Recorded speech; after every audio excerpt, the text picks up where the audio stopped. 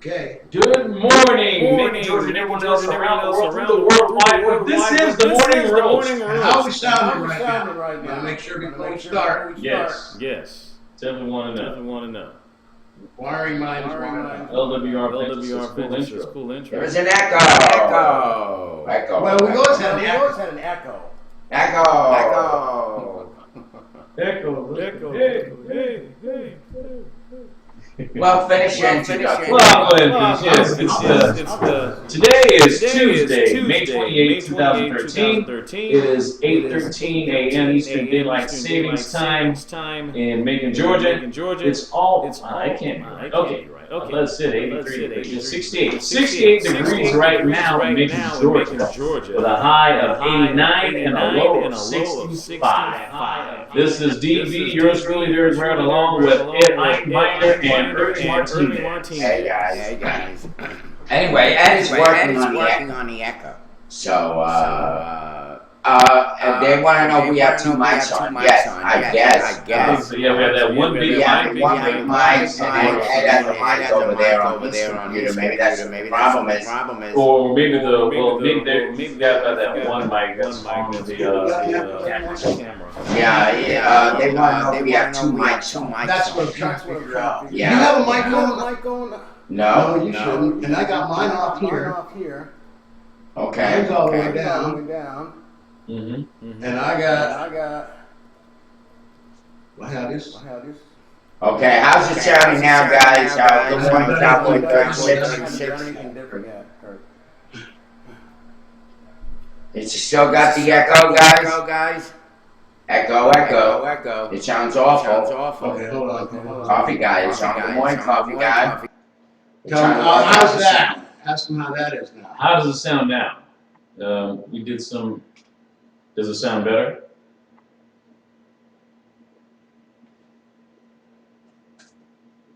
Okay, you fixed it. Great. Thank you. I gotta turn. When I turn that mic on, I gotta turn my speaker off on the XSplit. Okay. I remember to do that. All right. Thank you. Is this audio good though? Audio's gone. Okay. Sounds like you had two browsers on at the same computer. Yeah, well, I couldn't hear it because I'm using XSplit and all the audio is going through the computer and not coming out of our speaker, but does it sound better now? Good. Thank you. Great. Good morning. Good morning. Let's say hello to Welcome to everybody. the Nut House. Yes. Yeah. Live from the Nut House. Minus one nut. Welcome, City Bum, Saibuki, the Coffee Guy, Cowboy 36, and LW Benches. Welcome all. Welcome. We know that's not low register. Yes, we are. Yeah. I think it's a female, actually. Well, we got a lot going on, a lot in the news, despite what others may think. We had Memorial Day yesterday. Yes, we did. And a lot of it was very somber this year. Yes. It seemed like we're actually celebrating the holiday the way we should. People were barbecuing and stuff like that, but it just seemed that it was very somber. Well, yes, it was very somber because, at least on a local standpoint, I went to a funeral Sunday, Mm-hmm. and as well as the people in Moore, Oklahoma, they had their first funeral receptions ceremonies for some of the people who died in the tornadoes earlier this month. So yes, it was definitely was a much more summer period. In fact, it's still rebuilding right now as we speak over in Oklahoma. Yeah, I know. They did. The president was there on Sunday, right? Right. And they got a lot of rebuilding to do. Let me tell you. And you live in Tornado Alley, yeah. Yeah. The good news is that when you take a look at what's happening in New Jersey on the Jersey coast, they've already built most of the boardwalk. Mm-hmm. That was destroyed during Hurricane Sandy. Yeah, that's correct. And that's been a couple of months, so that's good news. At least we know that they're trying to, the government somehow, FEMA, is getting to act a little bit better together and really going gangbusters, so to speak, to try to get the money there, the people there, the workers there, the volunteers also. Mm-hmm. There to clean these places up as soon as possible. Because, you had the situation a while back, even with Sandy in New York, Right. some areas in New York are still destroyed and they haven't done much to them. I can hear it. We sound like we're going through a phaser, like a guitar phaser. Yeah. Mm-hmm. Yeah, he says that you're better off if you get a paid version of XSplit, so maybe we should just. I've got the full version. I got the full version. I'm running it right now. I got all scenes and everything. Okay. The whole kit and caboodle. Okay. Well, I'm gonna That's try the to turn. master of getting shit. I'm gonna without try to paying turn for the mic down a little bit more, guys, and see if this helps. All right. I got 3 bars right now. I do, speaking of the local news, I do have some breaking news, actually 2 breaking news. it. Good, let's go. Well, let's Even get with the an sound echo. problem fixed before we go any further. Really? Okay. Yeah. Well, how long is this gonna take? Do you know? Well, I don't know, Irving. I'm working on it, so give me a minute, please. Okay, I turned the sound down. Does this sound any better? I got it on 3 bars. 3 bars. 3. 3 on, 3 beds. Well, somebody, they're like a 10-second delay, so Alright. it'd probably quicker if I go in the Sorry, other room. guys. You guys talk and I'll listen to you. I thought you said not to. Okay. Such a schizoid. Not as good as Adobe. Okay. Go ahead. Why don't you do the breaking news? And we're gonna try to work this out, City Bum. Okay. Yes, here's the first one. The Tweed County Sheriff's Office has said an escaped prisoner was spotted by residents off Highway 129 near Segota Road in Tweeds County around 8 p.m. Monday evening last night. Of course, those the escaped prisoner from Tweeds County who escaped from a Tweeds County prison last week. This past weekend. Deputies say that after the residents confronted the 45-year-old Troy Criswell, he took off on foot heading north on Highway 129. Authorities say they're still looking for him as of today. Chief Deputy Billy Boney says Criswell went missing Sunday sometime before lights went out at 11 p.m. That's when the guards noticed he was gone. Boney says Criswell ripped out a shower head in a common bathroom, creating a hole in the wall large enough for him to crawl through. Excuse me. Behind the wall was a plumbing room a few feet wide. From there, Boney says he kicked open a door leading to the prison yard. Criswell jumped down and went across the first fence and dug under it. Then he pried his way out of the second fence to finally escape. Boney says the 45-year-old Criswell was awaiting trial for possession of a firearm by a convicted felon, stalking, terroristic threats, criminal trespass, and loitering. He's 5'11" and weighs 190 pounds, approximately. Boney says Criswell should be considered dangerous. Criswell's last known address was on Columbus Street in Macon. Boney says this was the only incident of a prison break since at least 2005, when Sheriff Darren Mitchum took office. He says the incident is still under investigation, but he says he believes the jail is safe. I assure you this won't happen again, according to Boney. Tweeds County Sheriff's Office asks anyone with information on Criswell or his whereabouts to call 478-945-3357. What's amazing about this story is how did this guy know how to do this? Behind the shower, there was a room. I mean, how do you fit inside a shower head? Yeah, that's a good question. Very good. I mean, where the hell were the guards in all this? Mm-hmm. But I will tell you this, and I have some inside experience with this. A lot of times those guards, they leave the booth for hours, and they leave the prisoners out there doing whatever mayhem they want to do. And they pretend they don't see a lot of the stuff that goes on. Mm-hmm. And sometimes they don't see a lot of the stuff that goes on because they're always on lunch or eating something. They always have that styrofoam plate. And they go somewhere else and they eat it somewhere else. They stay out of those rooms. So I'm not sure. I'm not sure how this could have happened. But it goes to show you the prison systems themselves, they need to go to prison. Yeah. Some of these guards, Possibly. I mean, unless someone had like the blueprint of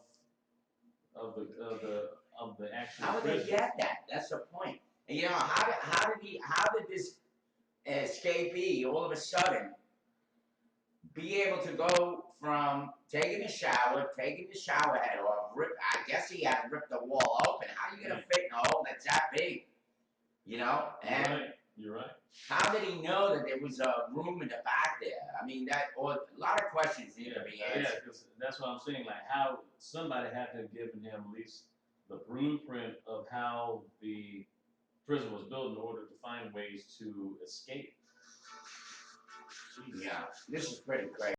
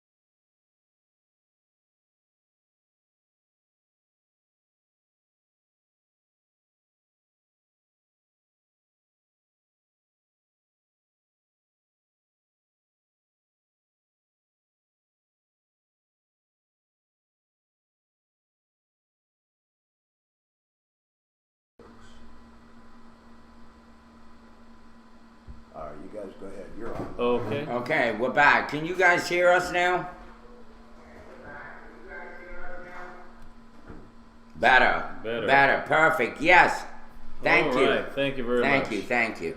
Thank you very much. Okay, let's go back to the story we just read. We were talking about this guy escaping from the prison. Yes. And then on top of that, he was spotted on a highway and somehow he escaped again. Yeah, he was Highway 129. Yes. Twiggs County Sheriff's Office said the escaped prisoner, 45-year-old Troy Criswell, was spotted by residents off of Highway 129 near Segota Road in Twiggs County around 8 p.m. last night. Mm-hmm. The deputy said that residents confronted Criswell and he took off on foot heading north on Highway 129 northbound. Authorities are still looking for him as of today. He's still on the loose. Mm-hmm. People say that, how he was able to get out, he said, Boney says, Criswell, Chief Deputy Bill Boney says, he went missing sometime around 11 o'clock, before lights went out at 11. Criswell ripped out a shower head in a common bathroom, creating a hole in the wall large enough for him to crawl through. Then behind the wall, there was a plumbing room a few feet wide, and then he was able to kick open a door leading to the prison yard, where he actually jumped down and went across the first fence and dug under the second fence, pried out his way to the second fence to finally escape from the prison wall altogether. He's 5'11" and weighs about 190 pounds. He's considered dangerous, even though he may not be armed, but he is still considered dangerous. If anyone has any information about Criswell or leading to him, or anyone, if they're on the lookout for him, you see anyone that looks suspicious that has his features, call the Twiggs County Sheriff's Office at 478-945-3357. Wow. You know, Twiggs County doesn't have a lot of money. I mean, you think Macon is broke.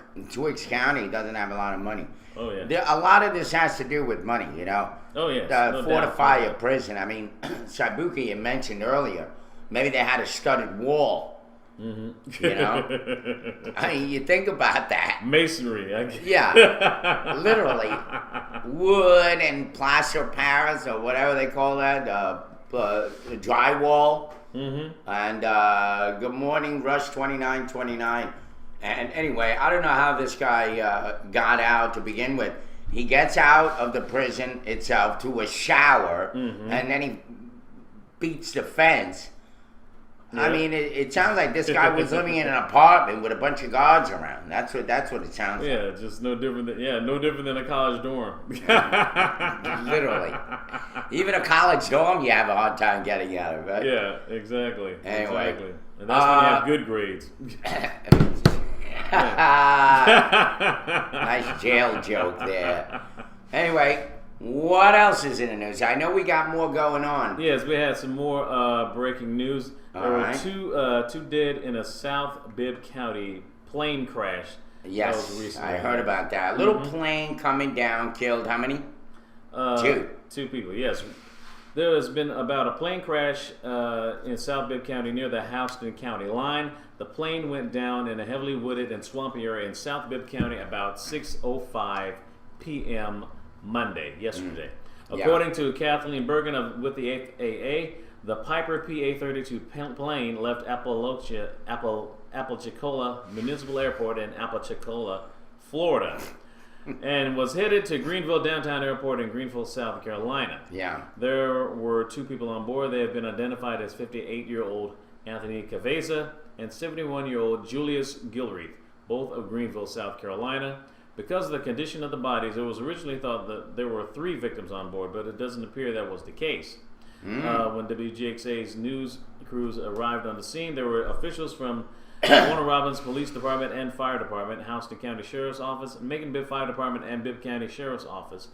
A Robbins Air Force Base rescue truck was dispatched as well, along with emergency management workers, EM workers. It was very difficult scene in a wooded and swampy area with no direct road access. A helicopter circled the area to help pinpoint the crash. The scene was eventually turned over to Bibb County. The National Transportation Safety Board will send in investigators to figure out the cause of the crash. We will definitely give updates on it through WGXA. Well, let me just say this. I had a friend of mine who was a pilot. And I had just come out of the hospital. Right. And from my open heart surgery, and he said, "Irv, I got a surprise for you. I want you to meet me here." Right.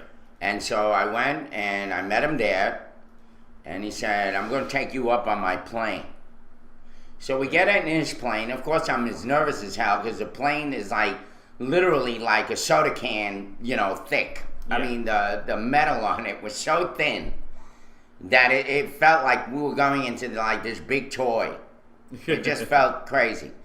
Once we get up there, he says, "I want you to take the wheel." And he let me fly that plane for about 20 miles. Isn't it fun?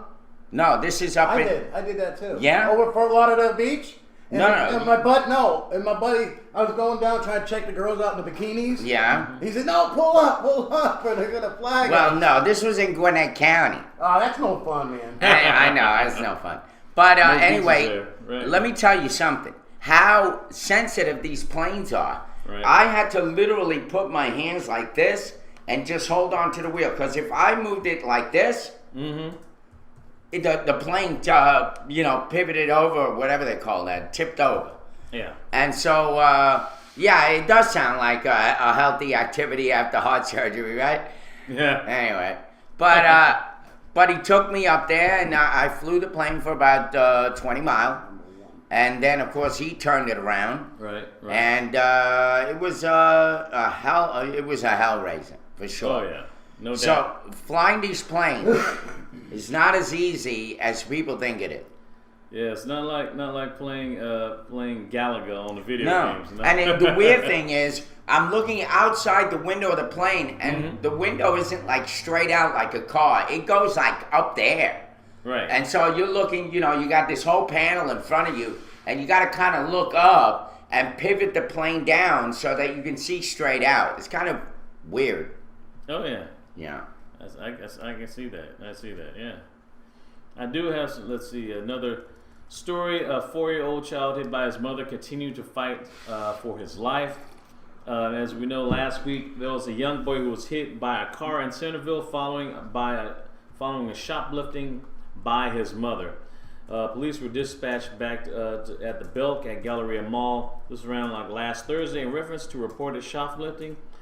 Authorities say 25-year-old Arkebia Albury is charged with child cruelty, reckless conduct, driving with a suspended license, and serious injury with a motor vehicle, and failure to stop at an accident with injury and theft by shoplifting in the Thursday evening incident.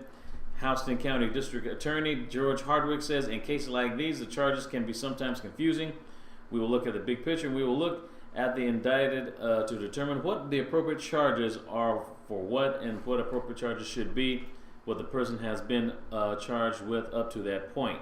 They said that the 4-year-old child, was hit by the driver of the getaway car, which was the child's mother. Oh. Jumped in the car in an attempt to flee. In the process, the driver of the car ran over her 4-year-old child.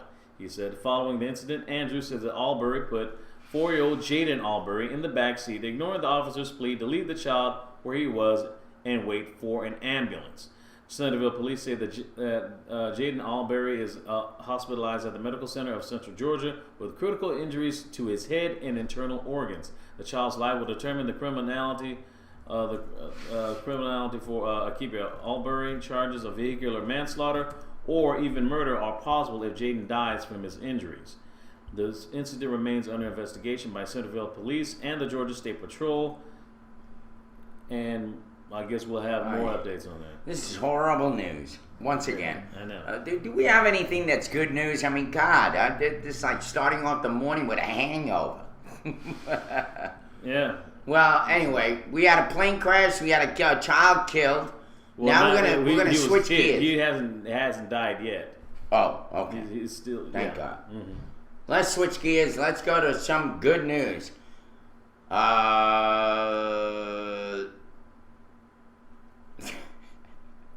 What's the one? How about Barbara Eden? She was wearing that costume again. Bing. You know, it's funny. She looked good in it.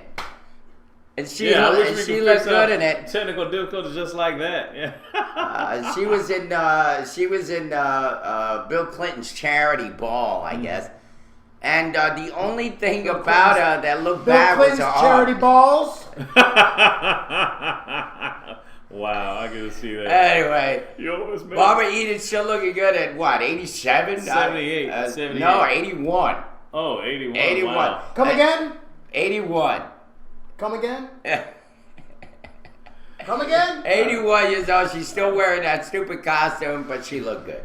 I tell you what, you always make my wishes come true. But her Barbara. arms, if you see the pictures, her arms are all like wrinkled up, and that's how you could tell that she's in her 80s. Also, you know, one of the guys in town, one of my friends in town, she was here for the Macon Film Festival this just past year. Oh. And I don't know if you know Dolan. Dolan is the one that they chose Yeah. to escort her around town and all that. see. Dolan's a good friend. Mm-hmm. Any of you who know Dolan, he's a great guy. He looks like Oliver Hardy from Laurel and Hardy. You can imagine. How's the video look on yours? Man, it looks like shit on mine. Oh, so anyway, Hall & Oates song, Make My Dreams Come True. What is that all about? Fucking hell. Oh yeah, that's the Hall & Oates song. You back making then. my dream come true. I guess that's telling your age, abnormal. Yeah. Cause You make my dreams come true, Barbara. Yes.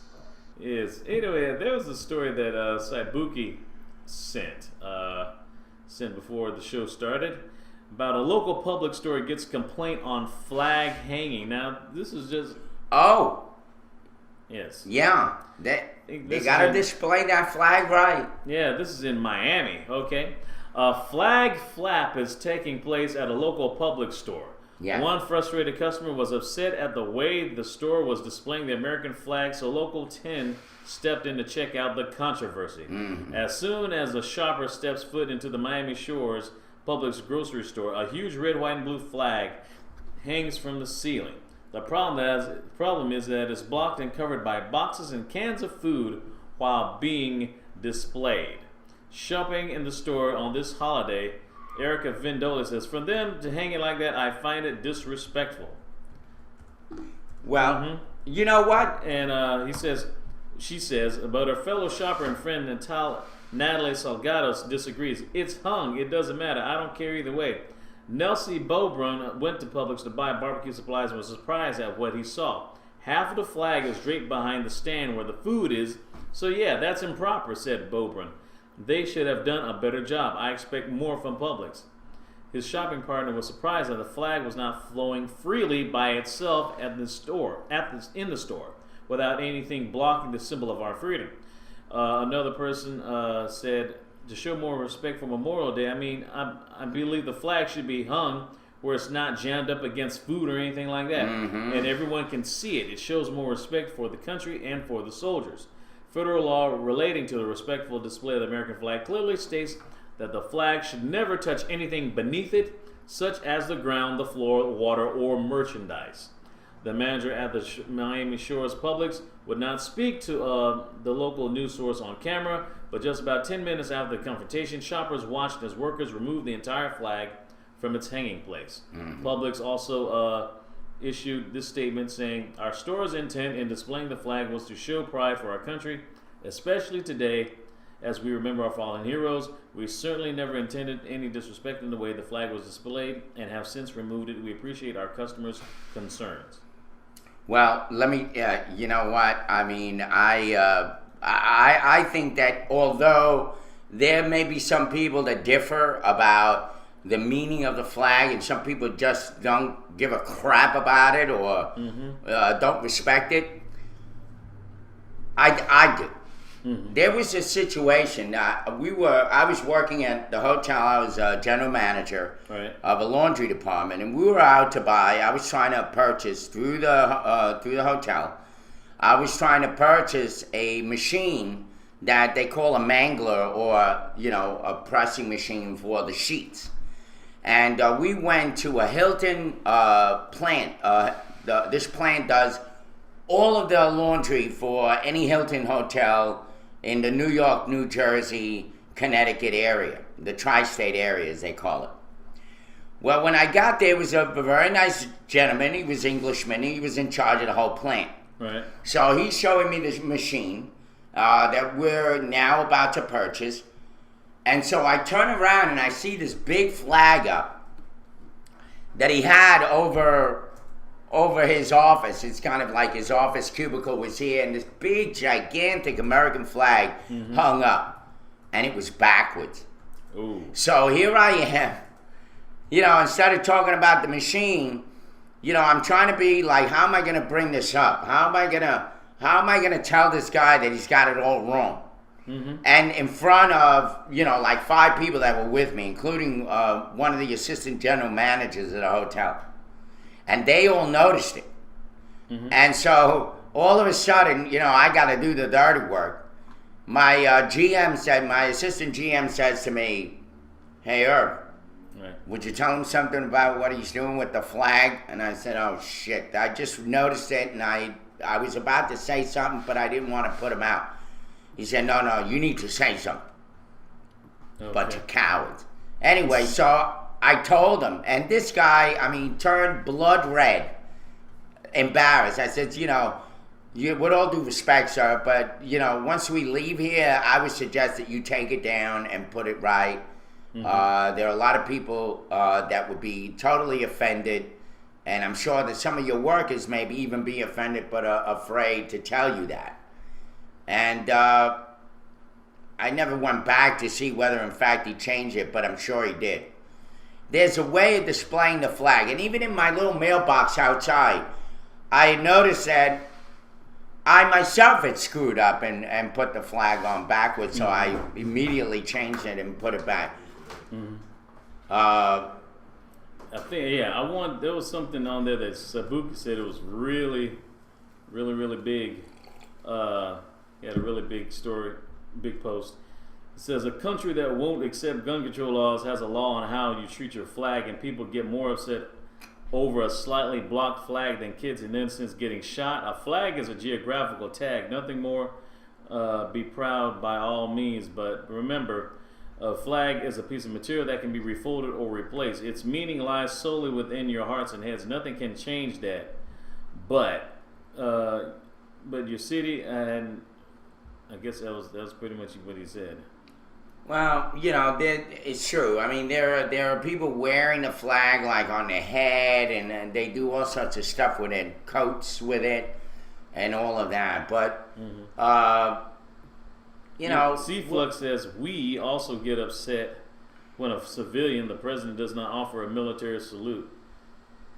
Wow. Okay, that was from an earlier incident I see. Yeah. Well, once again, all of this, you have to be. You have to consider these military people, our troops, have served our country, and the least that we can do is respect them. Look at what's happening now. Are we down? Look at what's happening now. Right. Yeah, I was just trying to read what DS Photo Guy says. DS Photo Guy says the Army wears a backward flag on a uniform. FYI. Actually, I think it's okay. We're back. Yeah, I was just saying what DS Photo Guy says. The Army wears a backward flag on a uniform. FYI. I think the reason why a DS Photo Guy, because I have some relatives in the military, when they have the flag going up with the stripes going out this way on their shoulders, because whenever they're marching, they always wanted to have the flag position that is always waving, moving. Right. Somebody told me that. Yeah. That's why. It's supposed to be, showing that it's waving or something to that effect. At least within the hearts and mind of the soldiers. Right. Yes. Man, these our chatters are saying a lot. Because says, I was watching C-SPAN the other day, and the flag outside their window was hanging by only one hook. It turns out that it was a flag in front of the Union Station. I called and they fixed it. That's pretty cool. LW Venture says, the flag is a symbol of our collective rights, cannot be compared to a specific right. Two different issues. Yeah. Sabuka says, but nothing can change a flag's meaning to you but you. That's true. He also said, maybe it was hung to be viewed from the other side. I'm unobstructed, and the right way around, possibly a pic was taken from the wrong side. No, actually, what they're pissed off about is, not only was the flag backwards, because I looked at the picture, the flag was backwards, but it was sitting on top of some cans, like, on the end. I think they should, Publix makes enough money. They could go out and buy a frickin' pole and put it outside. Or hang it over outside next to the Publix sign, They have a lot of wall space. You ever go to these Publix? I haven't been there in a while. I'm usually a Kroger guy myself. I don't usually go to Publix. Yeah, I'm a Kroger guy too. Unless it's like Publix is too expensive. Yeah. They're too expensive and they can't even put up the flag right. I don't get it. Anyway, Kroger has a union.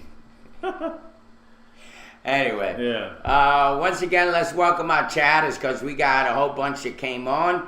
Welcome BCause77, City Bum, Saibuki, DS Photo Guy, Vorpal Bite, The Matinee, and Coffee Guy, and Abnormal Twice. I guess that's pretty abnormal, huh? Yeah. C-Flug, LW Ventures, Ping Pong, Rocco, Rush. Pong Ping, I think. Yeah, Pong Ping. Oh, Pong Ping. Yeah. All this time I've been calling him Ping Pong. Pong Ping. And Rocco and Rush 2921. Welcome all you guys. Thanks for coming. Pong Ping says, I shop pubics. Wow. Oh, by the way, I want to say hi to Ant. How you doing, Ant? Pong Ping. Actually, come on, somebody man. said that. You got City Bum says All the is few, Ann in buddy. court fighting tickets again. Oh, hey, you know what? He's going to end up getting himself thrown in jail for a long All right, time. please. So Leave it that's his own alone. We're thing. not talking about him. He's not here to defend himself, so leave it alone. Anyway, so Some other. Oh, I'm I do. Ed. yeah, Oh, okay. keep going here. Yes. Keep going. Yeah, I have another local story. Bibb County teen is recovering after early morning shooting. 15-year-old Bibb County teenager is recovering from an early morning shooting, according to the Bibb Sheriff's Office. Incident that occurred on Massey Road around 2:46 Monday morning yesterday. According to witness statements, Christian Johnson, age 15, and his brother Shakarvius Johnson, 18, were walking on Massey Road near Barber Drive where they heard shots fired. Christian Johnson was struck twice. It is not known where he was struck, but he is listed in stable condition at the Medical Center of Central Georgia. His brother, Shakarvius Johnson, did not receive any injuries. Investigators are interviewing witnesses and reviewing evidence in efforts to help identify the suspects. Anyone with information in reference to this incident is urged to contact the Bibb County Sheriff's Office at 478-746-9441. Okay, that was early morning shooting, huh? So Yes. that just came in. Yeah, Wow. late last night. More great news. Mm-hmm. Anyway, we're now at 8:49, and It's almost 10 minutes till 9 o'clock. I was trying to find something that was just. what else is in the news? Well, I did hear something about Amanda Bynes talking about she was going to sue somebody, which is. That girl is really going downhill quick. Yeah, you thought Lindsay Lohan was going through some stuff. Wow. My goodness, Amanda Bynes is really going through some stuff. You see, here's the thing between her and Lindsay Lohan. See, Lindsay Lohan has some really screwed up parents. Mm-hmm. You know, the father looks like a weirdo, likes to do stuff that we shouldn't even be talking about. And the mother is another one. But Amanda Burns, or Barnes, whatever her name is, Mm-hmm. she so-called was raised by good parents and all that. So I'm not sure if Like you could what even happened? compare them. Yeah, I think that this one's just a spoiled brat. Well, she had her own show on Nickelodeon, you know. Yeah, big freaking And deal. you know, Nickelodeon is kind of Nickelodeon is kind of like another version of the Disney Channel, except it has an edge. You know, they don't have any Yeah. cartoon mascots or anything like that. You know, they're like Nickelodeon, Nick kids. We're like Disney kids, but with an edge. Last Thursday, former child actress Amanda Bynes was arrested at her Manhattan apartment after allegedly throwing a bong out of her 36-story window. The police had been called after the Nickelodeon star had been allegedly smoking marijuana in the lobby of her building. She was taken to a hospital for a psychiatric evaluation and then taken to jail. On this past Friday, Bynes was released without bail and is now scheduled to appear in court again in July. Now, Bynes is using her Twitter account to lash out at everyone, the NYPD, the press, and even her own parents. Though Bynes has become infamous for her Twitter rants over the past few months, her latest claims are easily some of the most grandiose and serious. Bynes began her rants this weekend by denying the NYPD's version of her arrest. She denies throwing anything out of her apartment window and claims that she doesn't drink or do drugs. This is all false. Nothing was thrown out of the window. The act of a vase was a bong, to which I replied, no, that's a vase. I'm very close friends with Nikki Blonsky. We chat all the time. Stop writing pathetical articles about me. A isn't run by beauty queens like me. I've met you all. You're a bunch of drug users and alcoholics. I don't drink or do drugs. Get your story straight. This girl was wearing the freakiest wig. Oh, yeah. Did you see that? Yeah, that big model. Like she Like- got it from Party City or something. Or you know. something. Something was going on. Oh, yeah. Sounds like we have a caller. Oh, we have a caller. Oh, Yeah, God. so good. It's I probably Pong Ping. Pong Ping. Great name. Morning, Rose. Good morning. Put on speakerphone. It's the pizza guy. No, it's a recording. Oh. Damn, I okay. thought it was the pizza guy. A piece of woman. Your mother's a fucking hour. Anyway, so Well, anyway, Miss Amanda Bynes, she followed up her denial by accusing the NYPD of illegally entering her apartment and sexually assaulting her. please. She then shifts her to accusing her parents of money laundering and unethical manager work and states that she is suing them. To say I was an offender of being treated like a mental insane person / criminal on the night the cops illegally entered my apartment, found nothing, sexually assaulted me, then arrested me for taking me to a mental hospital, then locking me up all night for no wrongdoing, us total on their part. My lawyer and I are taking the mistake extremely seriously. You cannot illegally enter my apartment and then take me to mental hospital without any grounds. I hate to tell you, but you really sound like Whoopi Goldberg when she tries to do that whole impression of a valley girl. All you need are braids right now, I swear to God. Anyway. Wow. No, they didn't need one. The police was already called in, and they can go in and I don't think they really searched the apartment. I think what they did was they checked it out. They probably smelled the marijuana in her apartment, and of course, just based on that, it gives them excuse for them to then Right. move to the next step, which is arresting her. Whether they sexually harassed her, I think has to do with them, patting her down. And anyone that's ever been patted down by the police, I mean, you really are feeling like you're being molested. I don't care what anyone says. It's one of the most uncomfortable things that can happen. And so maybe that's the case here. I don't think that they intentionally sexually molested her, but I think that's what she felt. Yeah. You know what I mean? Yeah, I know. I mean, people just going crazy like cyber cussing or cyber just cyber tag, just basically Twitter tagging somebody, complaining through Twitter. I guess it's much more easier than just yelling, at the top of your lungs outside a window.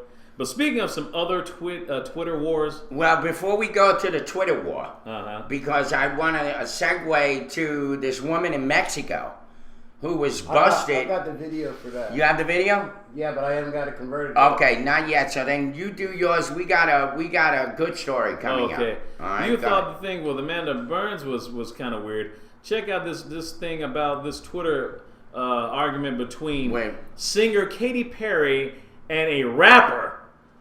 Singer Katy Perry had somehow ended up in a Twitter feud with rapper Chief Keef. This is weird.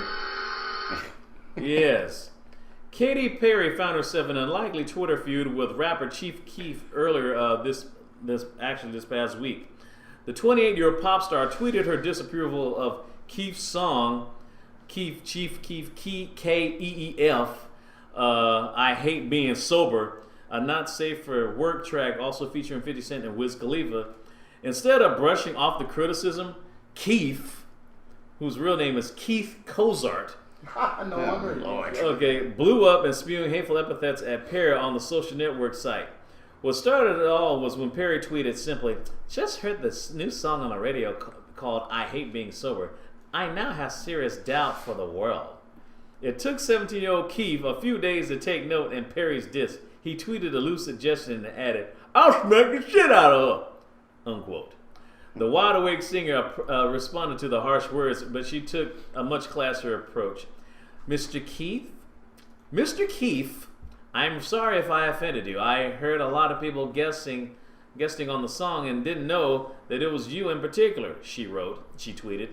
Actually, she added, "I'm a fan of your Don't Like video, TBH, to be honest. I was really just having a general opinion on our generation's desire to be constantly intoxicated. Believe me," she wrote, "I'm a lover, not a hater. X," unquote. Oh, please. Keith retweeted Perry's kind messages and wrote to her, "Oh, I'm sorry too then." So he accepted her apology. I'm just that's kind of sad. I mean, Well, it's funny. It's funny that that they're having a tweet war. Yes. Because going back to Amanda Bynes, she's been tweeting some stuff on Rihanna. Oh yeah. And Rihanna then responds back, see what happens when they cancel intervention. I swear to God, this is how slow the freaking news is right now. Yeah. Now we're gonna go out and make our own. I swear to you, this is ridiculous. It's like the tweet war. The tweet war. You know, now next thing we're gonna have is a Twinks war. Guys that look like girls all going off on you know, who the hell knows? Freaking ridiculous. City Bump said if he spelled it Keith, Keif, like Keith Erickson or Keith, instead of Keef, I might be a fan. Oh, Lord, I swear to you, this is But then again, you ridiculous. can always smoke some Keef. Anyway, Those will know what I mean. Some won't. Wow. You know what that means? no, I have no Smoke clue. some Keef. See, I told you. Oh. Keef is the dust that they get from marijuana. You know, like the real potent shit. Oh, so that's where he got his name. So it's not because it's a play on, it's a double entendre, right? I guess. Yeah, play on where the I guess reefer smoke and his name Keith. And Spirit. Oh, and the faggot banned me. Keep going, and I'll keep banning you, man. Now Oh, find my your IP goodness. address and ban it too. No. Remember, you know me. I know about computers and all that shit. Don't fuck with me. Well, anyway, uh-oh. Here You we got a go. call. It's the piece of guy again. Let's see who this is. Good morning, Morning Rose. He's just jealous. I'm getting all these He's recordings. just jealous because the show can go on without him. That's all. Anyway. Well, Because he sucked balls. It's 9 o'clock. it's 9 o'clock right Jeez, now. Let's take a break. Yeah, I'll go right into that video. You don't need to tell a story. I can do the video of the. Yeah, let's girl. go into the video. This is more marijuana busts in Mexico. Yes, and then I guess after that, then we'll go into our break and we'll. Well,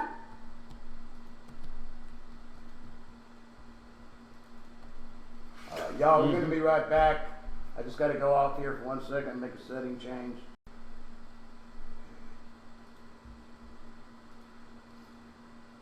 All right, here we go. We're back. Yes, we are back. Okay. Yes, that it's was not- pretty crazy looking. Okay, Yeah. the video looks a little better. I changed the setting there. Yeah, what was that last video about this guy? Was he speeding or was he like a motorcycle cop? It was on the Victoria, whatever you call it. I think that's in Canada. 186 miles an hour. Is that what he was doing? Jeez. Yeah. Man. I was thought he was at least doing 105, 110. Because he said he was about 115 or City Bum 120, but 186 miles an hour? Is there a motorcycle that goes that fast? Hell Yeah. yeah, my damn 350Z used to do 210 with the supercharger. Oh my God. Jeez Louise. Yeah, it was like- Could you imagine falling off that shit at 200 miles an hour? Oh Like, man, your It's wouldn't as do bad that as on a skin, motorcycle. yeah, your skin would just be gone, man. You hit one little corn nibble and you Corn kernel, yeah. and your corn nibble. Yeah, no, I- it yeah. would be worse than a plane crash, I think. No, maybe not. But, you know, Nah, 200 but- miles an hour, Yeah, sheesh, man. that is equivalent to a plane yeah, coming down. no? if you live through it, yeah. Sheesh. Yeah, man. those crazy Canadians. Yeah, Well, anyway, your body will just be smelling like street all day. Just let's talk about that girl that looked like, by the way, No, it's the Victoria Highway, and it was 186 miles an hour. It's on YouTube. Just look it up. Police chase 186 miles an hour. okay, well, let's go back to the video that we just looked at. That young girl, what's her name? Anna Soto. Anna Soto.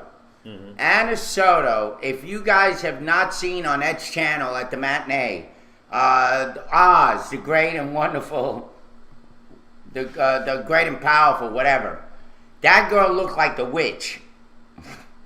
First of all, I want to say Well, what's that got to do with the story? you Well, I'll tell you. Oh. The witch was deceived.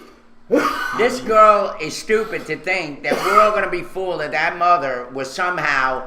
What did the Mexican authorities have to do with trying to so-called frame her with 2 pounds of marijuana? I'm sorry, I have a hard time believing that story. I think that woman went down there to pick up some weed. What do you think? But all the way to Mexico? Well, why not? That's what they do. I mean, you go to Mexico, you buy wheat, no? I mean, that it's an ample supply there. How did they somehow frame her with 2 pounds of wheat? That doesn't make any sense. Because says, no, I don't think so. Okay.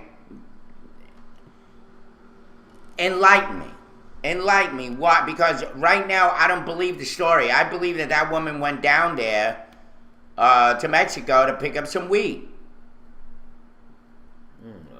Tell me why you don't think so. If you do, you might as well go to Amsterdam and do that. Well, yeah, I agree. I have a friend that went to Jamaica, in Yeah. Connecticut, and he got a pound. I don't know if you've seen that movie Midnight Express with Brad Davis or whatever. Yeah. Yeah. You know, Smuggling the guy hash smuggling- through Turkey. Yeah, he tried to do the same thing, and he said when he got there, first thing he did, he was shitting in his pants, so he went in the bathroom and threw it all in the garbage. Now, I don't know if it's true or not, but this guy's crazy enough, so I wouldn't doubt it. Yeah. You know, I mean, the motherfuckers, we were 16 years old, And Well- that was a slap on the wrist back then, too. Yeah. Well, you think about it though, because in Jamaica you have to ride a plane, right, or go on a boat.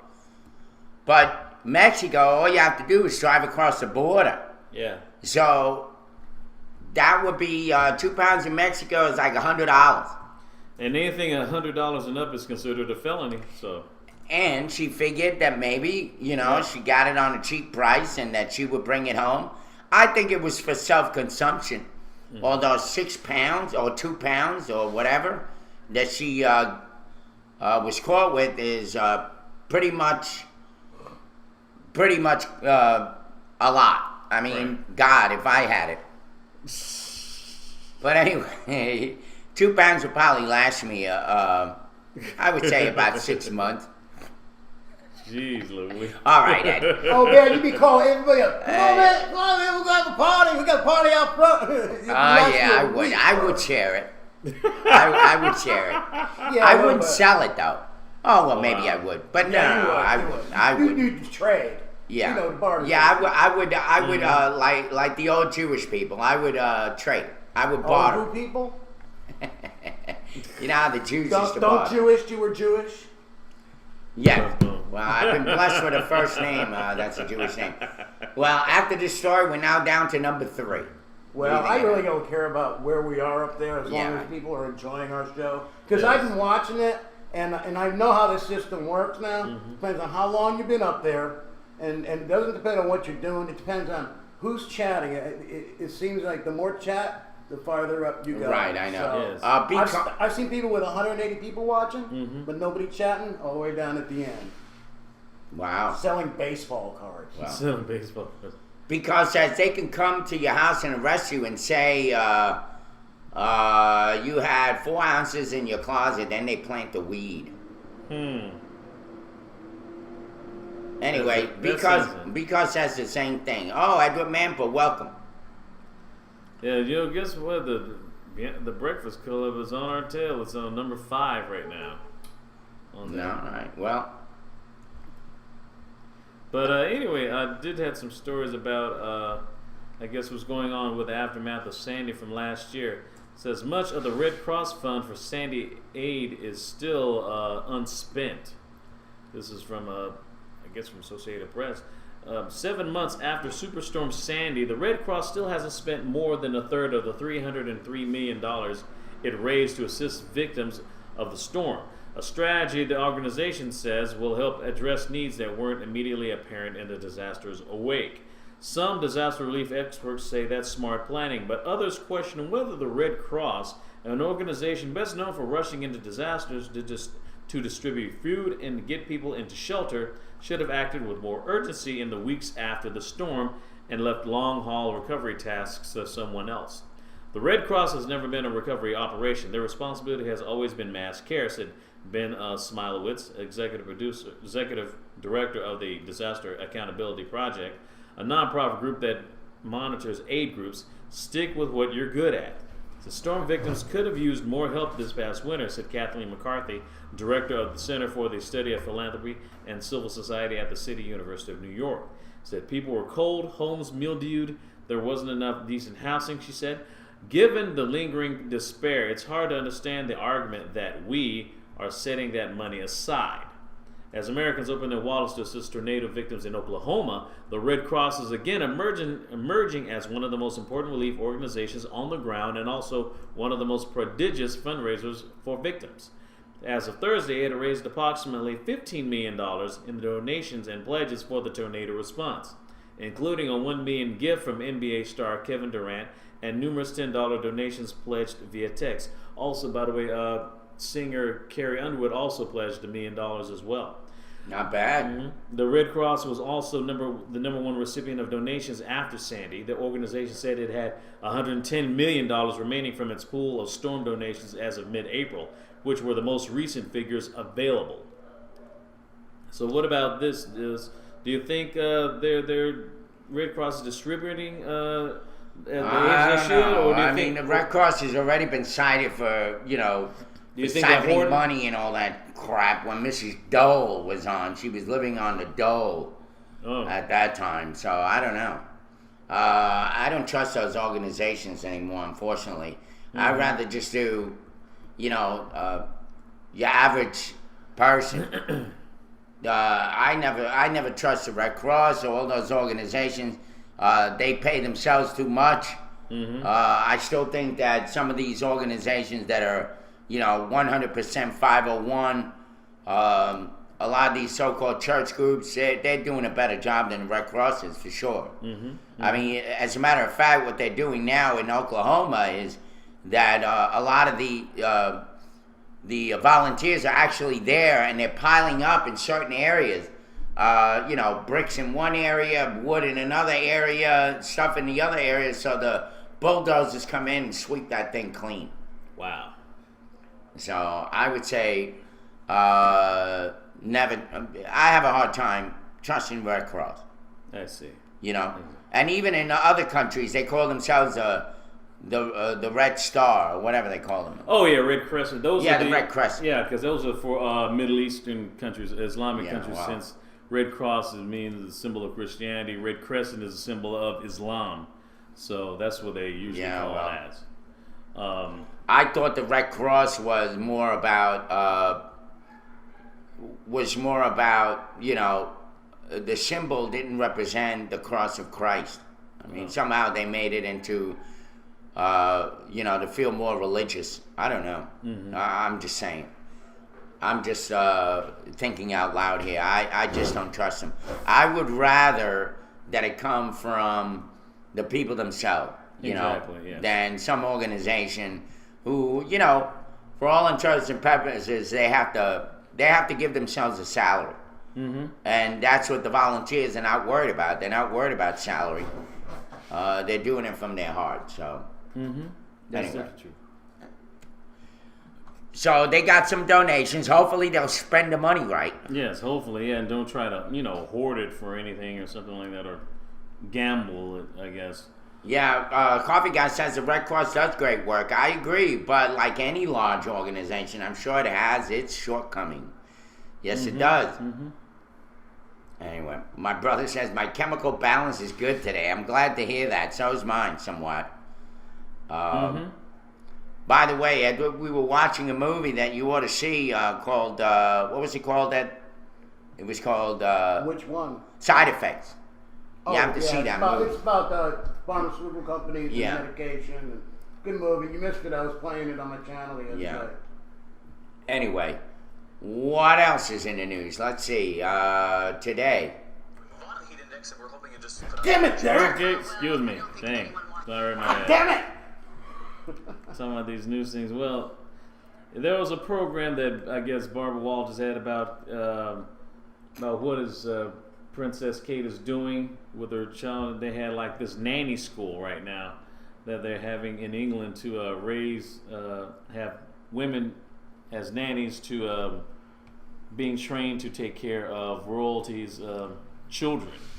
So that special care. I mean, they even had them how to walk the baby and stuff like that, even taking self-defense. Protocol. They all walk like the queen with her purse always hanging over. Yes, here I say, please burp here, thank you, sir. Yeah. The queen always has a purse on. What the hell? I mean, Yeah, like what you gonna What does spend she it on? carry in it? But she's a woman. It's probably got her vibrator in it.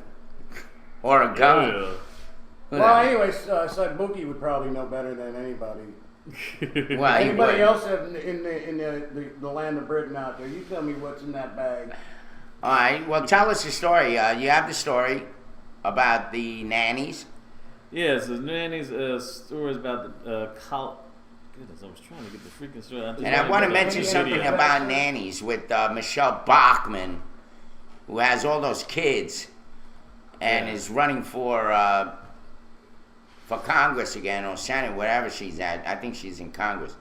Mm-hmm. How does she take care of all those kids and still be a politician is beyond me. I think she has a bunch of nannies. Well, yeah, that's probably why she was using those nannies also to get them right, because you just can't do it just by yourself. Yeah, how many kids? Just like Octomom. Octomom has 8 kids, so... Well, excuse No. me, 14 14. kids. 8 Yeah. of them were octuplets. Yeah. So she had 8 of them one together at the same time. So let's read the story on the elite school for. Actually, it's just a video. Oh, okay, never mind. But anyway, I can't believe that they have that. Yeah. So they're gonna train Kate Middleton on how to raise her baby. Well, they're going to train the nannies on how to take care of the babies when Kate is not around. Yeah, which is probably going to be around 50%, if not more, of the time. Yeah. Right. Also, there was really one story about how they were teaching them self-defense. You know, in case there was like some people might try to kidnap the baby. They had like the thing where they did the thing with the, and the.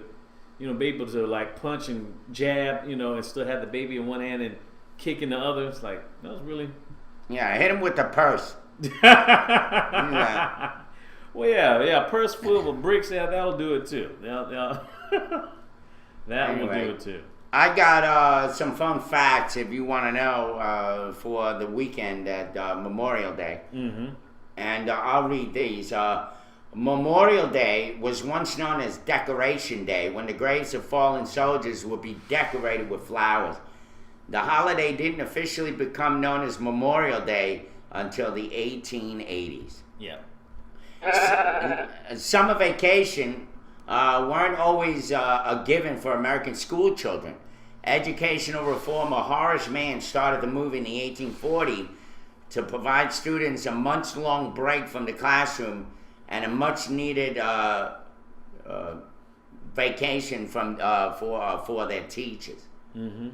By the way, the Eiffel Tower grows about 6 inches every year because of the heat. That's weird, and it retracts as the weather cools down. Yeah, just like our Eiffel It gets Tower. hot. It gets hot like everything else. Yes. You provide heat, anything with heat grows, I guess. And then when it gets cold, it shrivels up like a frightened turtle. Yeah, exactly. In 1984, President Ronald Reagan designated July as National Ice Cream Month, mainly because when most of the cold stuff is sold. The third Sunday of July is National Ice Cream Day. Mm-hmm. And then speaking of ice cream, did you know that the Mr. Softy jingle actually has lyrics that were written by the advertising firm in 1960? Mm-hmm. And the lyrics and the music for the Frozen Treat Truck signature jingle can be found on the company's website. Wow. And here's a snippet of that you get started singing. Here comes Mr. Softy. How did that go?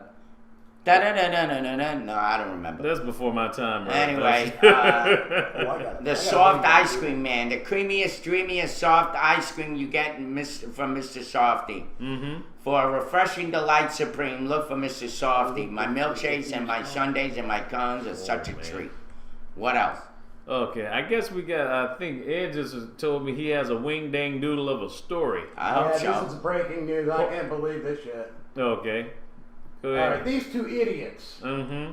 All right, yeah, dude, where's my car? Crooks left string. Stockton, California.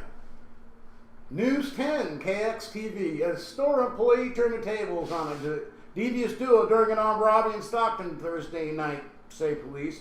As Lovett and Gonzalez were focused on the robbery, an employee ran out of the business, jumped in the suspect's awaiting getaway car, and drove away, said police. When Lovett and Gonzalez ran out of the store, their vehicle was nowhere to be found.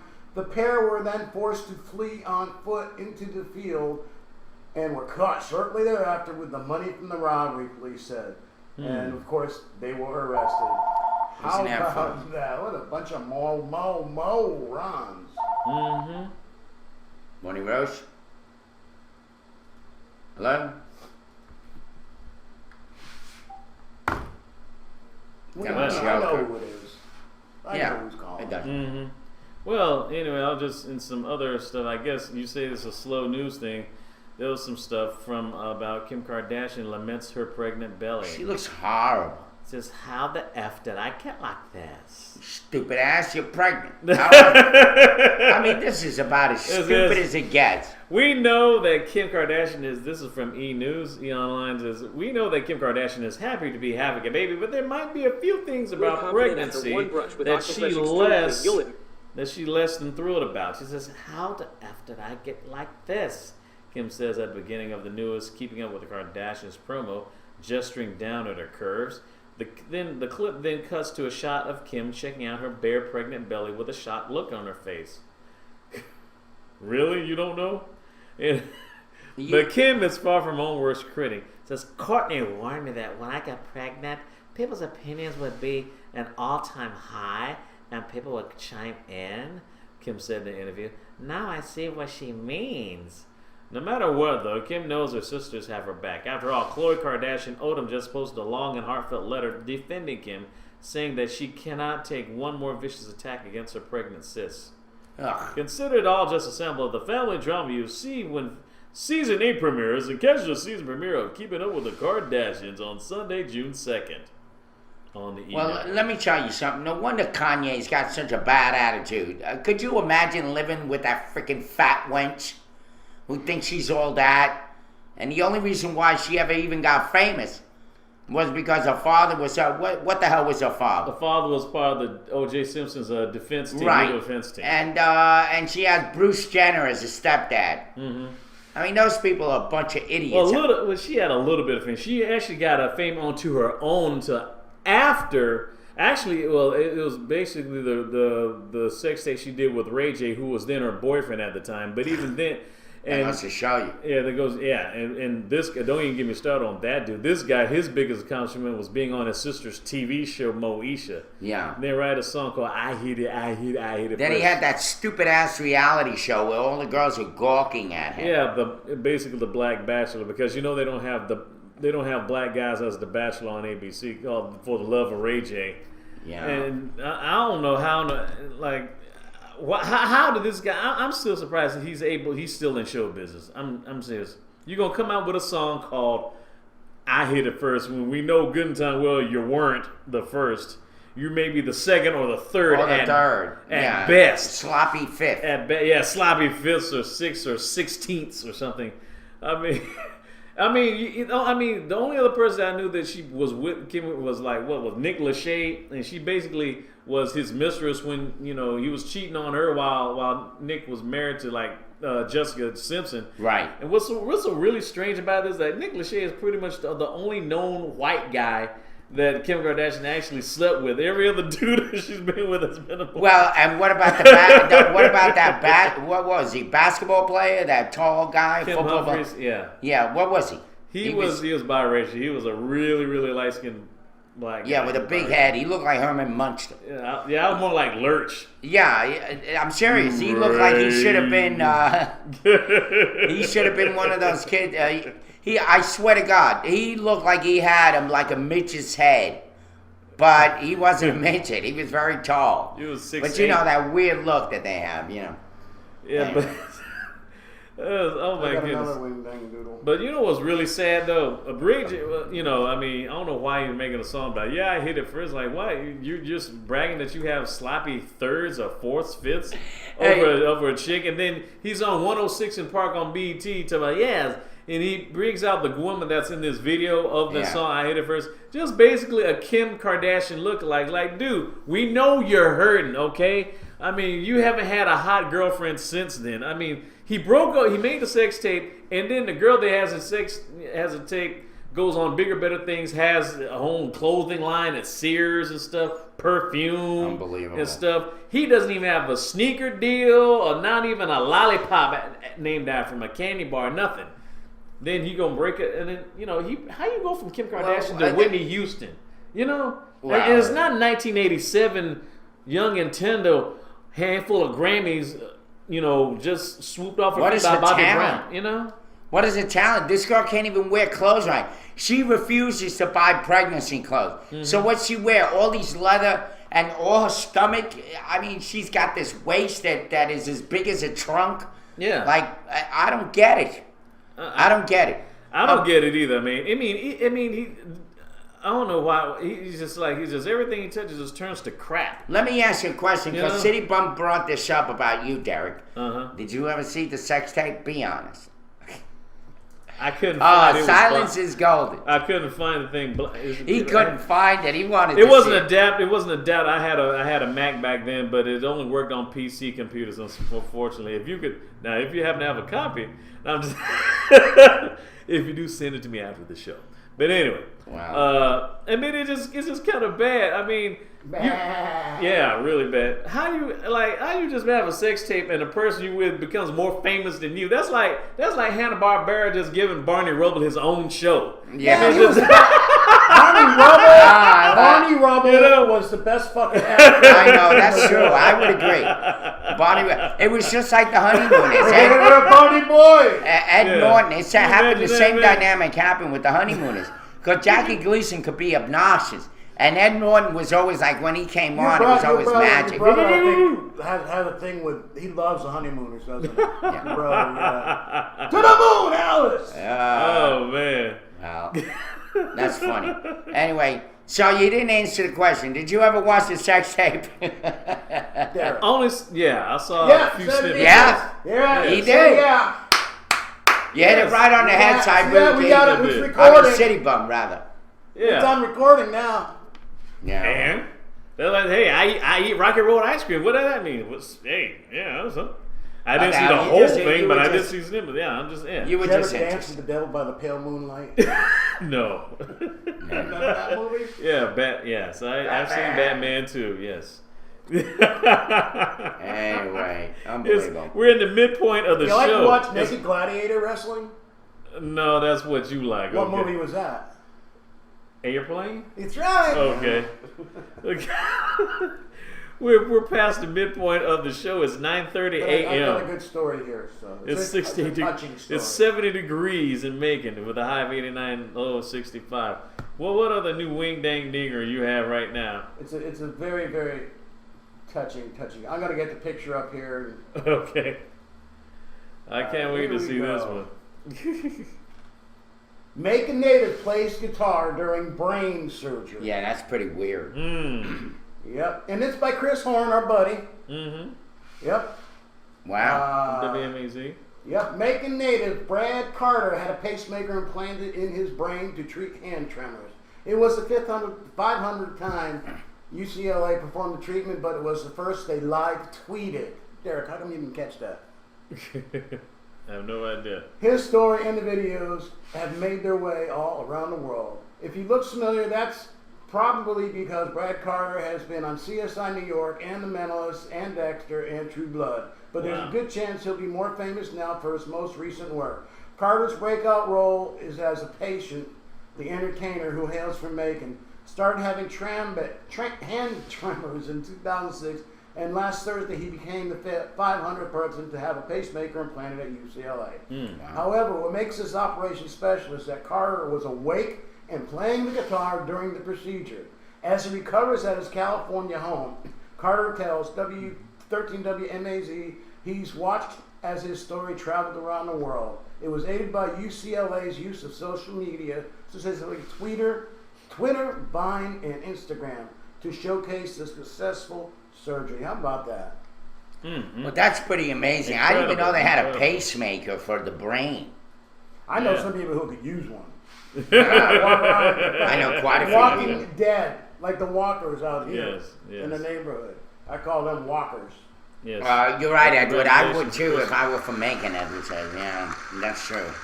Thank you, UCLA.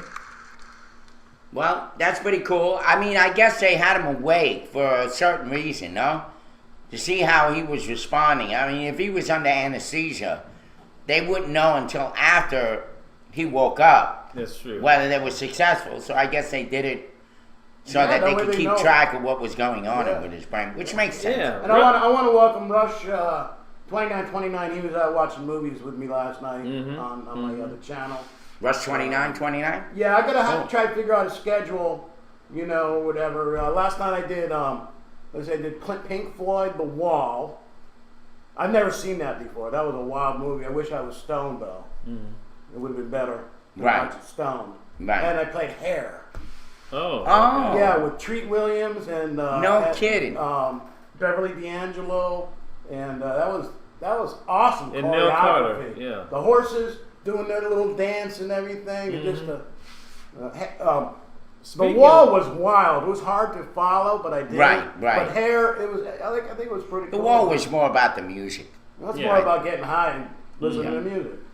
Actually, I want to say hello to Rosalind Nicole. She was talking. She had some thoughts about the brain surgery story that you talked about. She says it was awesome. Brain surgery, awesome. Said that might be me in a few months. Says for epilepsy, so they don't hit the wrong parts of the brain. I had same surgery a few months ago. Wow, and we'll be going back again to fix the placement and have it adjusted to turn on. No biggie. Okay, well. I hope you do. I hope it's successful, Rosalind. Yeah, make sure you let us know when you're going in. Yes, yes. But that's pretty awesome. I mean, there's so many people with epilepsy. I mean, Lil Wayne is one. Quite a few, actually. I'm trying to remember who they are. But there's a lot of people with epilepsy out there that It's ought to know supposed about yeah, the science. I think Julius Caesar supposedly had it. You know, as far as far back as we know, historically speaking. Kelly Osbourne, Prince has it, you're right. Wow. Prince? I didn't know Prince. Wow. Wow. Yeah, she's right, because I was reading about the stars who have all these issues with them. I think, what's her name also has, no, she has lupus. Toni Braxton. Yeah, Tony Braxton, yes. Definitely. So, anyway, that's great. Science has really come a long way, hasn't it? Definitely I come mean, they can mess around with your brain and somehow keep you intact. It's pretty awesome. But like Ed says, I know a lot of people that could use this surgery. No, not because of anything, but because they are epileptic. Okay. That was a serious statement. Anyway, I had some other local news. Macon police investigating a Friday night shooting. okay. Macon police continue to investigate a shooting that happened that took place on Simmons Street. The 49-year-old victim tells police that when he answered the door of his residence, he was shot in the face by an unknown black male, approximately 18 years old. The suspect was wearing a red shirt and black shorts. The shooting followed a drug transaction involving marijuana. It says if you have any information on the suspect or on this incident, please call the MPD at 751-7500 or at Crime Stoppers at 1-877-68-CRIME. That's 1-877-68-CRIME. Wow. Wow. We got more shootings, more mayhem in Macon. Mm-hmm. But, you know, we're used to it, aren't we? Yeah, we're definitely used to it. But I have to say, speaking of hitting it, as we recently was talking about, hitting it first, or third, or 15th, or 28th, or something like that. There's some stories in Georgia about people refusing sex survey costing Georgia federal funds. Believe it or not. It says in Atlanta, says Georgia stands to lose $1.8 million in funding because state officials refuse to participate in a federal survey that asks high school and middle school students about their sexual history. The Atlanta Journal-Constitution reports Governor Nathan Deal and the State Department of Education have decided it's inappropriate for school children as young as 12 years old to answer questions about whether they use condoms and how many sex partners that they have had. The questions are part of a Centers for Disease Control and Prevention survey, and Georgia has refused to participate since the 1990s. This year, participation is tied to federal grants for programs to prevent sexually transmitted diseases. Deal spokesman Brian Robinson says the governor doesn't want the money if it's tied to policies that, quote unquote, run contrary to Georgia values. Wow. Well, I mean, I who don't would have know. thought? I mean, Government's intruding, aren't they? Or schools are intruding. I'm not sure what's going on there. yeah, that is kind of sad, though, to have inappropriate. First of all, I didn't. I mean, how many? Question is, how many children at the age of 12 are actually having sex at all in the state of Georgia or nationwide for that matter? And who would want to have a? I hate to say it, but probably a lot more than we think. Yeah. You know, I mean, we were talking about this not so long ago. How kids are really Sexualized? sexualized so much younger, and you know, going back in history, I mean, that's about the age, if not maybe 13, that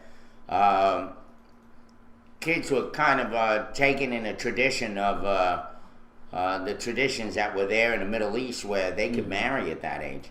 Yeah. You know, That's very so true. That's very true. That's yes, photo guy says I waited till I was 42.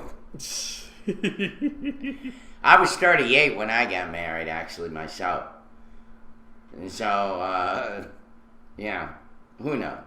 By the way, Edwin Manpa on that story about, what was it? The story before this one. About the surgery? No, the holdup or Yeah, something. yeah, the shooting. Yeah, he says you should turn yourself in. Oh, jeez. Because the Anyway. guy wore red and black. Like, come on, I love Georgia, but come on, not that much. I love my school, but I mean, come on now, come on, Edward, come on. Get it right. Got my Derek. name. Get it right, Derek. I'm getting epilepsy right now. Morning see? Rose. I know that damn phone. I think I'm going to remove the phone, Yeah. Ed. I could save some money. Yeah, I think if they want to do, they can Skype us now. Yeah. They can Skype us. Yeah. We're gonna be Skype only. And, It'll save me some money, too. Yeah, you don't need the phone. I don't need it, really. Mr. Bowler, welcome, Mr. Bowler. And Vapes v Cards. I think Vapes versus Cards. Huh? What? Okay. I guess they were talking about. I guess some of the other. Oh, the other show- channels, Other yeah. channel, yeah. Yeah. Hey, if you're into that stuff, that's cool. Everybody's into. There's all kinds of stuff out there. There's movie channels. There's the Disney. Somebody plays Disney all the time. Yeah. And then there's some people. There's one guy that sits.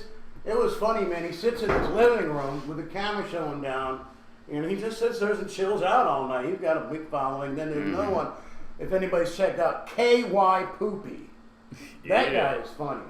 Wow. He looks funny too. Well, if He you... reminds me of Howie Hansel. There's another Howie Yeah, Hansel. Wow. there's so many Howies running around. KY Poopy. KY. Check it out.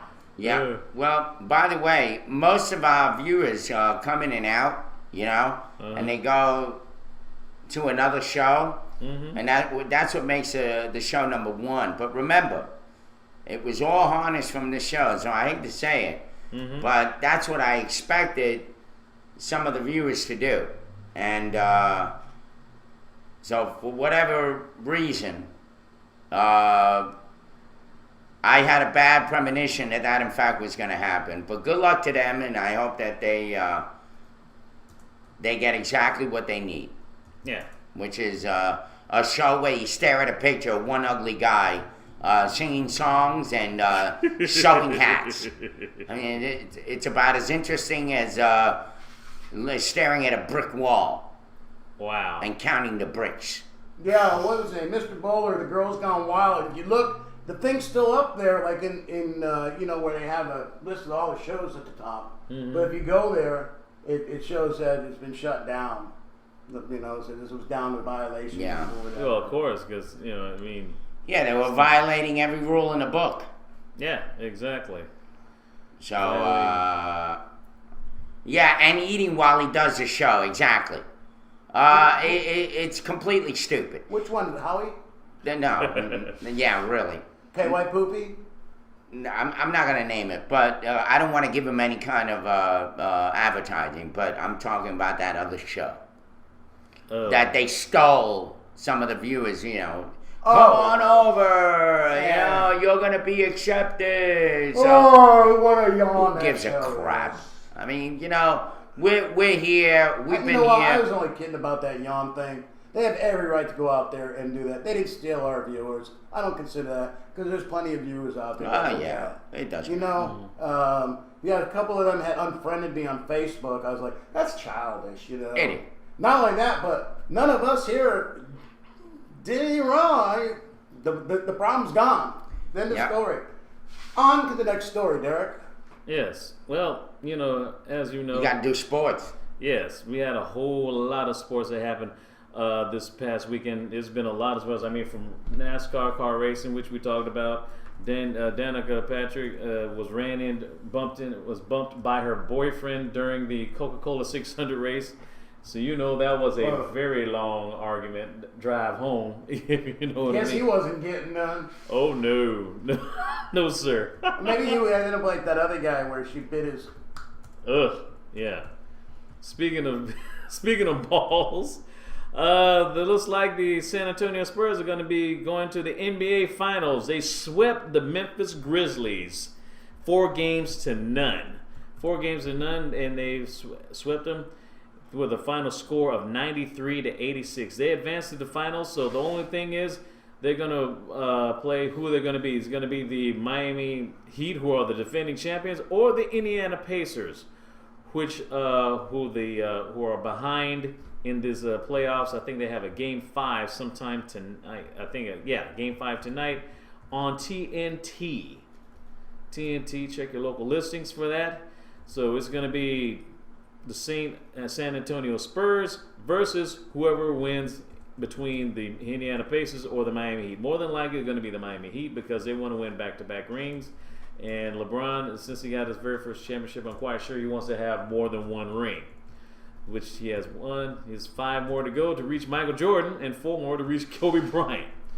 Matter of fact, and speaking of which, the Miami Heat, they have versus the Pacers. They're playing tonight, like I said, 8:30 at Miami. So it looks like, excuse me, I'm sorry. It's going to be, in Indiana, tonight, Tuesday on TNT, 8:30 p.m. Eastern Daylight Savings Time.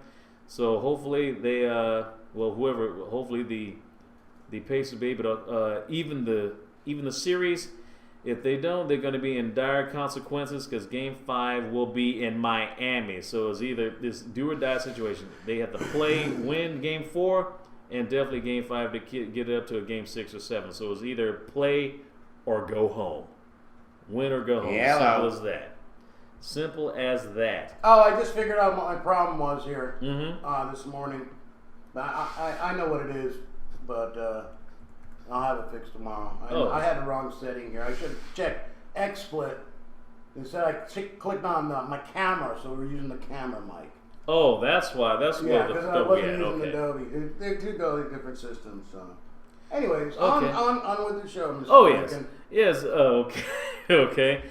Chicago in other sports, the Chicago Blackhawks beat the Red Wings 4-3 in Game 6, and they forced a Game 7. So it's a do or die situation for them, getting closer and closer to the Stanley Cup Finals in the NHL. So the bottom line is, you either win or go home. Here we This go. particular program, and this is for the Eastern. This is a do or die situation. at Definitely this do or point, die right? situation. Yes, no doubt about it. Sure, for goaltending, Corey Crawford of Chicago, he had 35 saves and 38 shots in the game. And for his Jimmy Howard in Detroit, he had 24 saves and 28 shots. The people who there were some other news. I was trying to see if I can get back into that. NHL, they have met in other on the other conference during the playoffs in the NHL. You have the San Jose Sharks versus the LA Kings. They're playing tonight. I think this is their Game 7 as well. They're going to be on NBC Sports Network, so that's also Game 7 of them. So whoever wins between San Jose and LA Kings are going to be the one who wins between Chicago and Detroit, which will pretty much be our final two final two teams in the Stanley Cup Finals. There were other sports also. Think something about Jay-Z about NFL, about him trying to be some type of sports agent as well. This some really crazy stuff going on. This is like the rap singer who now wants to be a producer. Yeah, yeah, Right? yeah. That's definitely true. That's really true. I wish I could. Alright, so you have to, oh, look at that. You went blank. Oh crap! I hope my battery didn't go dead. Thank you. Ah, there it is. Whew, boy, because I tell you, man, sometimes these apples, they're good, but they're kind of like 93, 94 Saturns. They can overheat and just mess up everything. Also, I'll just get into some other stories. There were some other news.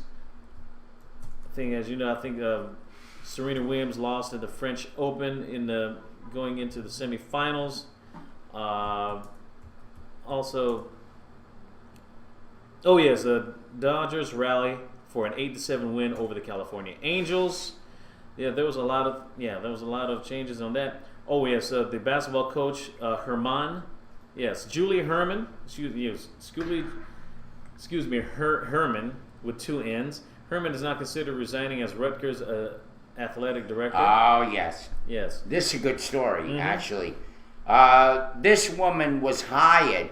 I was looking at all these videos yesterday from ESPN. Right. And everybody's fighting with each other on ESPN. Oh yeah. Yeah. They're saying that Rutgers did a bad job of vetting this woman once again, because what happened was they had a bad coach. They fired his rear end. Yeah. Then they hired her, right? Or As is this the third coach? As the incoming athletic director. Athletic director. She's in right. charge of all the sports Right. in the university. So they hired this one who has a history as well of abusing these the women that she was coaching on a soccer team somewhere in Tennessee, right? Right.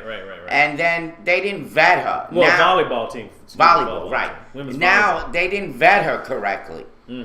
I mean, they didn't even ask her the question. And meanwhile, there was a lawsuit that was being put on back in '97 regarding this woman, and somehow Rutgers University didn't look into that. Yeah. They didn't even Matter of ask her the question. So why don't you read the story? But this is once again hiring the wrong people In for the the wrong wrong, position, yeah. for the job. Yeah, Julie Herman has not considered resigning as Rutgers' incoming athletic director following reports that 16 years ago she humiliated and emotionally abused players while coaching Tennessee women's volleyball team. Speaking to reporters on a conference call, Herman denied having knowledge of a letter that the 16 Tennessee players submitted to the school. Rutgers officials, however, have talked to her about it in recent days. The 49-year-old Herman acknowledged she was an intense coach and may have made a few mistakes handling her team. Herman says she has matured and believes she is qualified to lead the scandal-marred Rutgers athletic program. New Jersey Governor Chris Christie plans to examine the appointment before Herman begins on June 17th.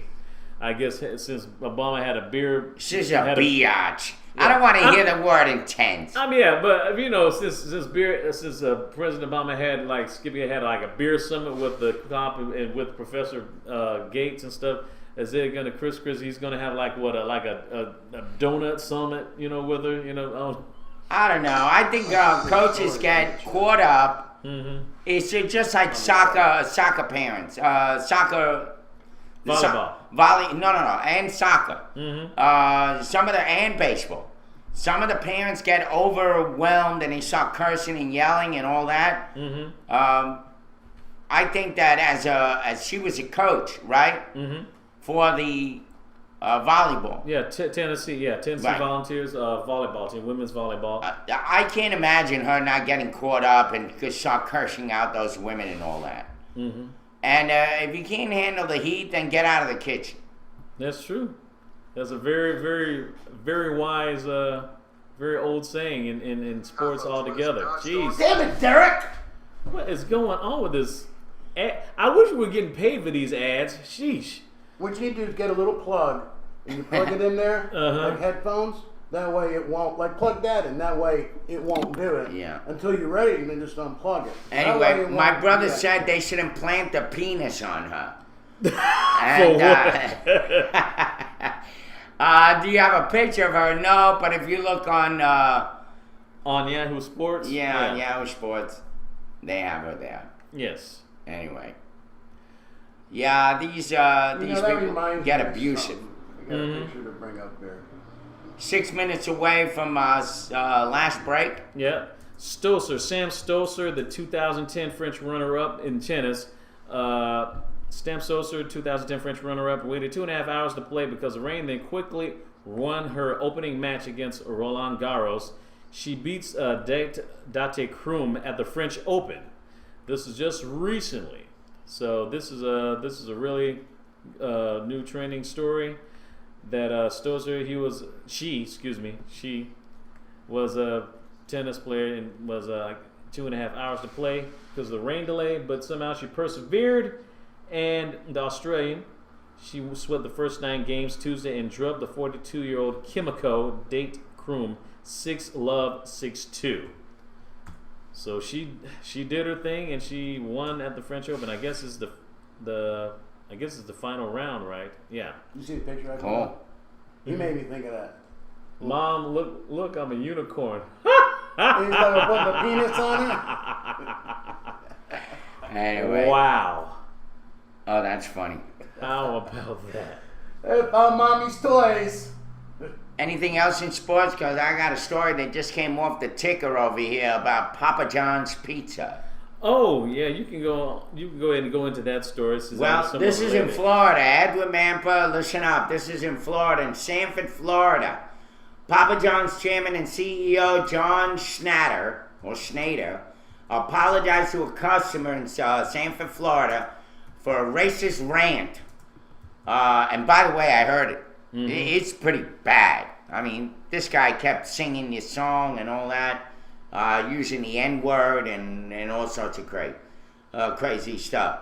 For a racist rant, Papa John's delivery man inadvertently left on a customer's voicemail. After he delivered the pizza to Sanford customer on his wife and his wife Sunday evening, the delivery man butt dialed. Remember that? You were talking about that today, Ed.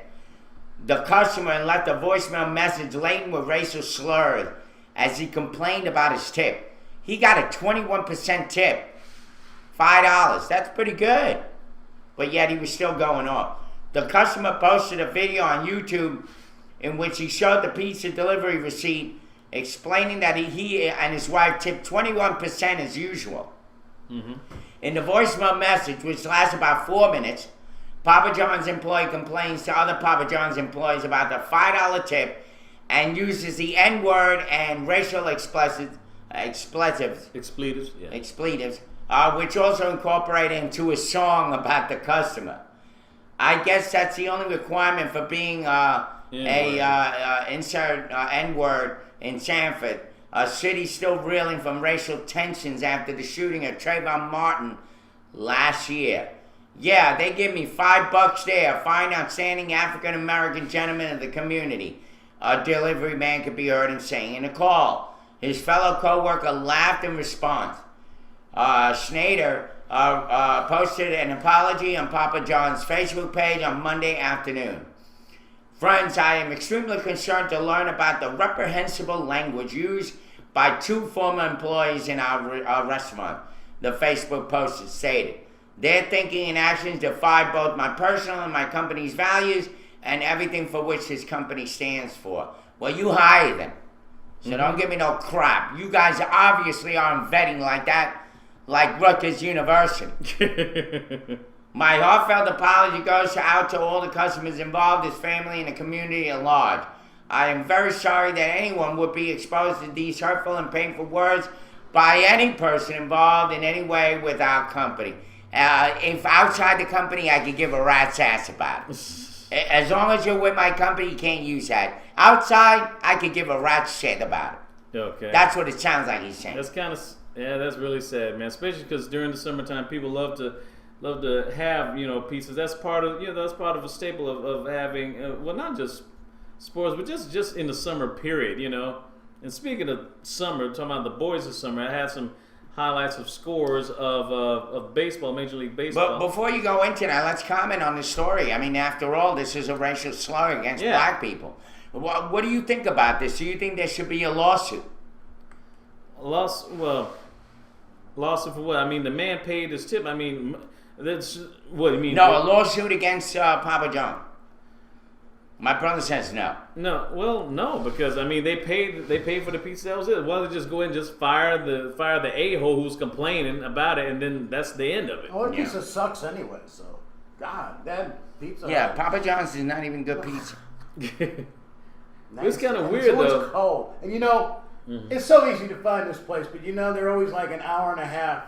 Oh, can't find you. They're like, yeah, I'll tell you exactly where we are, and you morons can't find it. Because they don't provide them with GPS or anything else. And the guy's been here 3 times. Yeah, Rosalind Cole says, Papa John's pizza is nasty anyway. I can make my own at home and it would taste way better. Every time I get a Papa John's, it's always cold and the pizza place is just down the hill from my house.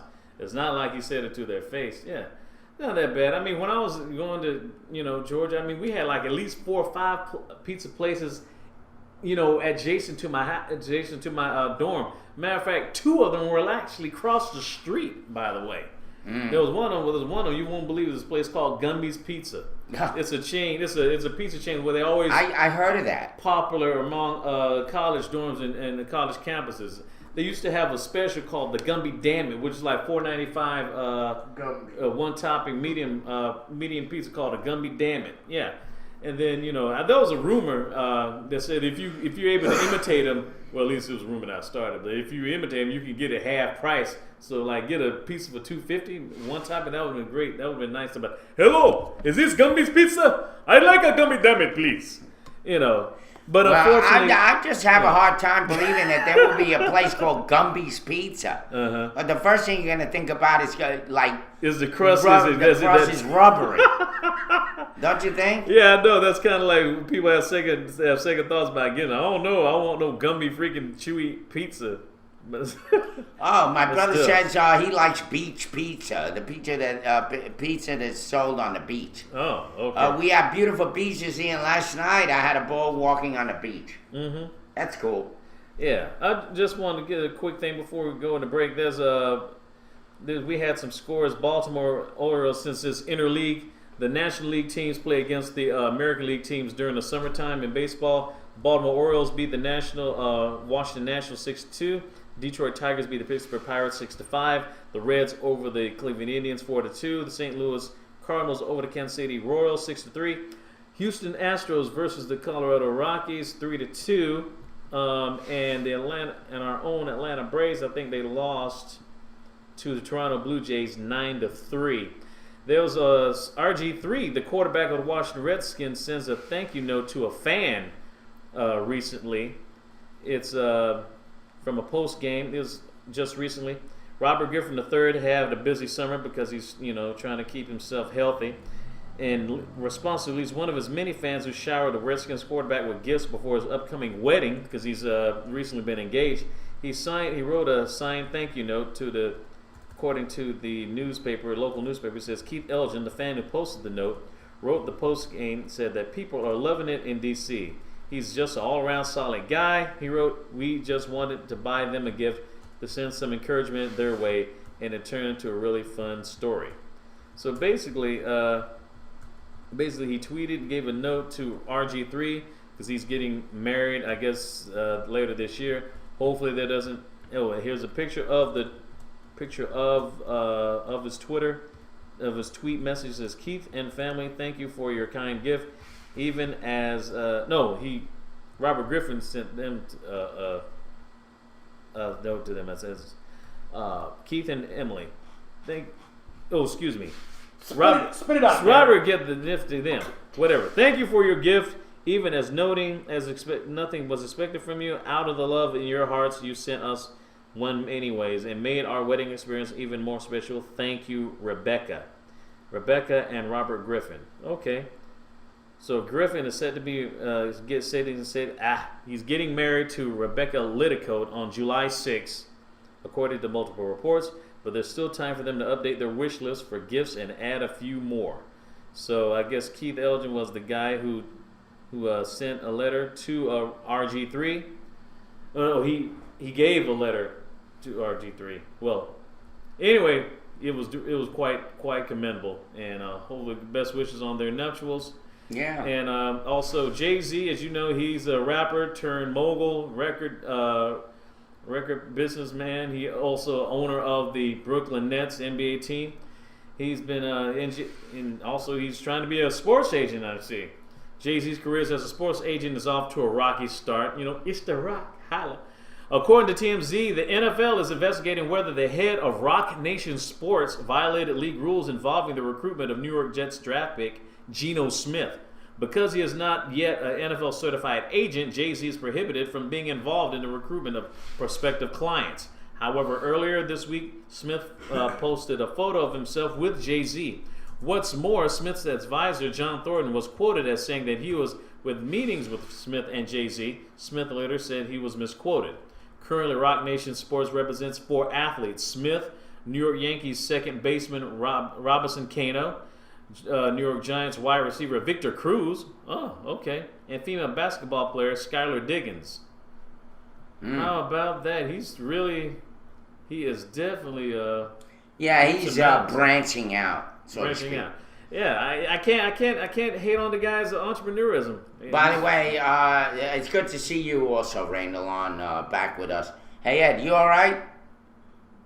Ed. I think it's time for a break. Yes. We're talking about sports, man. Oh, here we go. Honestly, will I finish with sports? We talked about RG3 and Jay-Z, NFL. We talked about baseball. We talked about Gumby. It's all good. Gumby. It's And 10:06. and Pokemon. It's time for our last break. We'll be back. 2 down and 1 to go. Yeah, that's a warning. We will be back. I did too. I thought he went to sleep. Actually, he probably would. Yeah, what? Okay. Just like 14 right now in Eastern Time in Macon, Georgia. You're watching the Morning Roast live from the Nut House. I'm DB with Ed and Irv. It's really getting hot out here. It's 75 degrees, 75 and sunny in Macon, Georgia. Yes. Man, we ain't got a beach either. With a high of 89 and a low of 65. Well, Getting close to that was very interesting. I've never seen that video in my life. I used to watch Gumby when I was a kid. I never saw that. Hey, Ed, did you ever see that video before? My brother's a little older. He may have seen it. Oh, he's older? Okay. Yeah. Okay. Yeah. He said no. Well, I used to watch it. I know he's a little older than me. I used to watch Gumby, and I used to watch Davy and Goliath every Sunday morning. Well, Davy and Goliath I used to watch every Sunday. But Gumby was always thrown in with Davy and Goliath. I saw a little bit of it, but not that much. Usually TBS, back when they first started out, they used to play those classic cartoons. This is before there was a Cartoon Network. That's the only way I was able to know about these older cartoons was through TBS. You know, I mean, outside from Popeye and Looney Tunes, they did show a lot of good stuff. I mean, I remember Clutch Cargo with Spitter and Paddlefoot. You know, those cartoons. Well, you know, it's funny that you mentioned TBS. TBS came around way later. The Turner Broadcasting station. Yeah, I mean, it wasn't always TBS. It was WTCG for a while. It was back during the early mid '70s because I remember when my parents had their own house finally, and I never seeing WTCG channel 17. That was like heaven sent. Because I remember I thought there was only like 3 or 4 channels in the world, basically. Well, now that's NBC, a fact. ABC, yeah. And I never heard of a TV station that stay on 24 hours a day? Is that possible? Yeah, Woo, it is man. today. Now, isn't it funny how it kind of blew up and then it kind of came back into itself? How TV, you know, you only had 2 or 3 channels. Then all of a sudden you had all these channels developing, and then they came back to 2 or 3 channels again. Well, just like this here. I mean, you got channels every sort out here. You got people, you know, we're doing news. You got people selling cards. You know, vapors, people talking. You know, Hey, that's how it all started years ago. Mm-hmm. Yeah. Anyway, actually, Derek does a good impression of Fat Albert. Go ahead. Hey, crazy morning today. Dude, we're going to 10 to 17 in the morning, baby. That's Mushmouth. Yeah. Well, you know what? That's the only time when I understood Bill Cosby was when he did. Come on, Fat Bill Cosby, the music and fun, and every down camera, man, learn something before we're done. So let's know what the roast is cooking, okay? Hey. Yeah. He had to convert. Anyway. Yeah, I was watching Fat Albert. I was watching it on Bounce TV today. Those who watch Bounce, that's kind of like that's like I guess a black version of Nick at Night or something. You know, playing old '70s programming, old black TV shows like Fat Albert and What's Happening. I don't think they play What's Happening. They do play Forgive and Forget. And I think they had some other shows. I want to say Good Times or What's Happening, but they do play some shows and even some urban films. You know, I actually saw Glory this past weekend on Bounce. Oh yeah. Yeah, and matter of fact, That's a good movie. mm-hmm. Yeah. Sanford and Son. Mm-hmm. Mm-hmm. Yeah, that was another great movie. Rush has the movie called Living Large. That's on Bounce now. Oh yeah. Living Large. That's the show. I remember seeing that when that movie came out. It was about with T.C. Carter. He's one of the guys from Living Single, right? I think, if I'm not mistaken. My brother says, I saw the black version of Elmer Fudd, and it was so funny.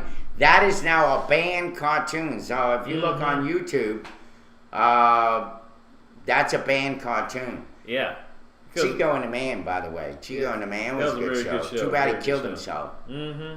I really hated that, John, because he was like the first celebrity that I knew of that was like somewhat close to my age. Because most of the celebrities at that time were much older. You didn't have What, that many. Chico? Well, yeah, Freddie Prinze. I mean, he was only like 22 when he died. So when Chico and the Man came out, he was like 17, 18 years old. You know, I mean, I'm not saying I was a teenager. I was like 5, 4, 5, you know, but he was close to my age, much older. He was much closer to my age than Jack Albertson was. You know, Chico was much more close to my age than the Man was. You know? Yeah. I wonder, you know, my brother says, what race was Chico supposed to be? And I said Mexican. Yeah, he was supposed to be Mexican, but he's really Puerto Rican. Well, actually, half Puerto Rican, half Hungarian. Right, like, what's his name? From Tony Orlando and Dawn. Yeah. That's why they consider themselves brothers. Mm-hmm. Mm-hmm. Because Tony Orlando is half Hungarian and half Puerto Rican. Oh. And was there a lot of Puerto Ricans, Latinos in Hungary? Hell knows. My brother married Irish. I mean, the Puerto Ricans are weird in that way. They marry anything. Sheesh. Go figure. My brother's married Irish. Others married Italian. My sister's married Italian and Jewish. My brother Manny married African American. Only my brother Raul married a Puerto Rican along with me. Yeah. Of course, speaking of marrying, you know that Janet Jackson, yeah. No, Janet, my sister-in-law. Oh, okay. Could you imagine my brother Edward married a girl named Janet Lundy? I mean, Gallagher. Janet Lundy Gallagher. Or Janet Gallagher Lundy. Which one was it, Ed? Tell her I'm just kidding. Oh, okay. No, I wasn't. Rosalind Nicole says, I'm African American Jewish. Well, yeah. Oh. Well, there are a lot of African American Jewish people. Sammy Davis Jr. That's true. Whoopi Goldberg. Yeah, but Sammy Davis Jr., you know, you can't be. Rosalind, was your. Jewish is not really a race, it's a religion. So, was your half white Jewish person? Derek is white in Africa. I don't think so. He may have some white blood in him. Well, yeah, that is true. I do have some white blood. I have a Italian, Irish, and some Scottish. Yeah. And Can you dance? well, yes. Yeah. You ain't got no white in you. Are you related to White, Thomas Jefferson? white folk can't dance unless they're drunk. Well, Justin Timberlake. You know, he doesn't count. Justin Timberlake is what? He's a half black? He's black. He's not black. Earl By Nix- the way, you know my cousin in Memphis is his dentist. Justin Yeah. Timberlake's dentist. Wow. Cosmetic dentist. All the fake teeth he's got. Yeah. Anyway. Yes. Derek, are Earl- you related to Thomas Jefferson? I mean, it seems No. like that guy had so many offspring, you can't even keep up with him. But a lot actually. Actually, George Washington, his descendants have married into a lot of black people. That's why a lot of African Americans have the name Washington. That's the more African Americans have the name Washington than any other founding father in America, which is kind of Is that strange. Earl talking about you? Yeah, Earl is saying he was Hammer, MC John Travolta, and James Brown all rolled into one. Yes, of UJ back in the day. Yeah, because we used to dance at the dance parties over on campus back in the day. We were like dancing Jedis in a way. So My brother says that you're related to Abraham on the Bible. Well, I would have had an uncle Abraham, but he passed away. Got one of those diseases way back. Really? Yeah. How old was he? He was like 2 years younger than my father. Wow. Yeah, he got cholera or something. I don't know what it was. I got an old. How old was he? 13, I think. Oh, he's No, young. my dad was 13 and he was like 7. Oh, Yep. wow. Wow. Earl said he puts kid and play to shame. Well, hey man. Well, but when we did that kid and play stuff, man, we used to put that dance floor on fire, man. Do that little house party thing with the leg thing. Oh man, that was just all. I wish they would have had camera phones back then. That would have been some video. We would have had some dancing videos for you, boy. But man, I'd love to see those. wasn't your uncle oven roasted? oven roast. Uh, Yeah, I mean, well, Look, it's still there. The Girls Gone Wild thing is still there. yeah. But it says this channel has been closed for violating broadcast guidelines. Why is it even still up there in the chart? Well, because they probably haven't removed it, and Possibly. and probably letting people know they're gonna leave it there like a poster board. I wish I could have seen it. I Real mean, I big. don't know how they broke that rule when it's pretty explicit, right? When you get on the channel, no sex and no this. It's and very no that. explicit. I mean, they just show the tops off. Well, at least so as what I've heard and what I've seen playing the infomercials and stuff back in the day. Yeah, Yes. they haven't refreshed. It was poor quality. Now I need a nap for 2 minutes. Okay. Yeah. Oh yeah. Back in the day, we used to dance and stuff. Yeah. Yeah. It's. Dang, times change, boy. Times Wow. change. Back in, I mean, now you can't even find, places. I mean, the music, you can't even dance to it now. I mean, there was one dance. I mean, they just don't even look like, just might as well just say they're just trying to like mate now. It's like, they just basically just rub each other's legs and stuff on the dance floor. Tell me, "Ooh, I'm on it. Let's go on." Well, now they have You know. this twerking thing, which is Yeah, twerk. Oh, there was some stuff that was Why don't you awful. twerk for us, Irving? oh God, please. Irving's gonna twerk for us. No, I may be too much of a twerk to I get it. twerk. That'd be funny. I'd have that shit all over Facebook. Unbelievable. Yeah, I wouldn't These put it kids are past them. just so sexualized. It's not even funny. Yeah. Well, when I used to run my karaoke show, they used to do that stuff for years. And this girl with a big old, my God, butt. Paducah dunk booty. used to come up in front of the stage and do that twerking stuff. It's I was like, awful. oh my God, nasty. It is nasty. It's just nasty. Edward Mama says, yeah. "What does it look like?" YouTube it, Edward. They bend YouTube over and they shake their booty in your face. Yeah. No, actually, not in your face.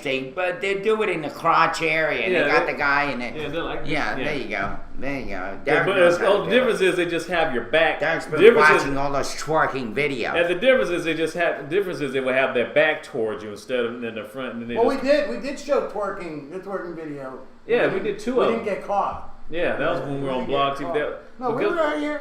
Okay, that was Just a the, couple weeks ago. oh, that was the one with the girl. Was that the Yeah. one where the girl was like? No, it was a month ago, right? Over a month ago. We were on long though. We were twerking. There was like the chick. She was twerking at Walmart, twerking at the Remember beer. I got up there and twerking at the twerked? beer. Oh yeah. Remember I done it? Yeah. That's You don't man miss had me that twerking. had that white suit on. Yeah, Twerking, yeah, and she had that video of twerking near the beer. Twerking near, that was a Caramel Kitten who was interviewed by Tommy Sotomayor about a few months back. And matter of fact, speaking of twerk, there was another video, but we cannot we cannot even put it on. I know we can't put it on because we would definitely be banned. City Bum has a sports-related comment. Oh, really? Twerking reminds me of dribbling 2 basketballs at close proximity in sequence. Oh yeah. Oh yeah. Mm-hmm. Mm-hmm. That's Yes. pretty much what it is. They dribbling. I like the way it they shines ain't out. dribbling basketballs. Yeah, Dribbling balls. Mm-hmm. Speaking of twerking, there's another video. It's some brand new dance, and it was like what I was from Tommy's channel. Actually, yesterday I was playing it, and I was gonna send it, but there's no way in hell we could be able to put that video on there because it was way too racy, and plus, I mean, one, it was racy, and two, it was mostly teenagers, and we know they don't like the thing with like, you know, the youth thing, you know, the two youth having youths on there. Yeah. You know, so one, it was, you know, had teenagers doing their thing, and one, it was too nasty, so it was like we would have been double banned. But it's worse than twerking. Where basically the dance is basically like two people are just on the music floor, where the guy is like behind the woman, and she just basically had her hands on a wall, and she's just basically dancing on the floor doggy style, pretty much. And you know, we really can't show. Disgusting. Yeah, and it's just like they just forgot about learning how to use dance moves no more. I mean, they don't have any dance lessons, no ballet, no. That's not even break dancing or nothing. No kid and play. No Timberlake. I mean, stuff, there's nothing nice about looking at that. I mean, it doesn't even make you excited or. Well, except for the two people, yeah. Yeah, except for them. It's Yeah. like watching two people having sex. I mean, you know. It's like watching National Geographic or and something. it's not you even know? good sex. It's nasty. You know. You know. Mm-hmm. You know what? It's ridiculous. These kids, you know, this generation has gone to hell. I know. I never thought I'd actually be sounding like the old guy, you know, back in the days. Like, geez, remember the day when me and you used to do the kid and play? Boy, that was something special, boy. Boy, bring me back to 1990 all over again. Yes. 1989. Earl Big Skillet says in bold letters, terrible, disgusting, appalling. Where did you say I could see you now? I'll tell you, Earl. I'll send the video to you after the show and stuff. I don't know, this is really bad. Oh, Manny has a question. Good morning, guys. A question: if a white person was to do a blackface vid, would you consider it racist? It depends on the content. Depends on the content. What are they doing it for? Yeah, what is doing it for? I mean, unless the guy has 2nd-degree burns, yeah. Well, Probably. let's say they just had a blackface video, or not video. They were doing it in a college dorm, Mm-hmm. and they were using all sorts of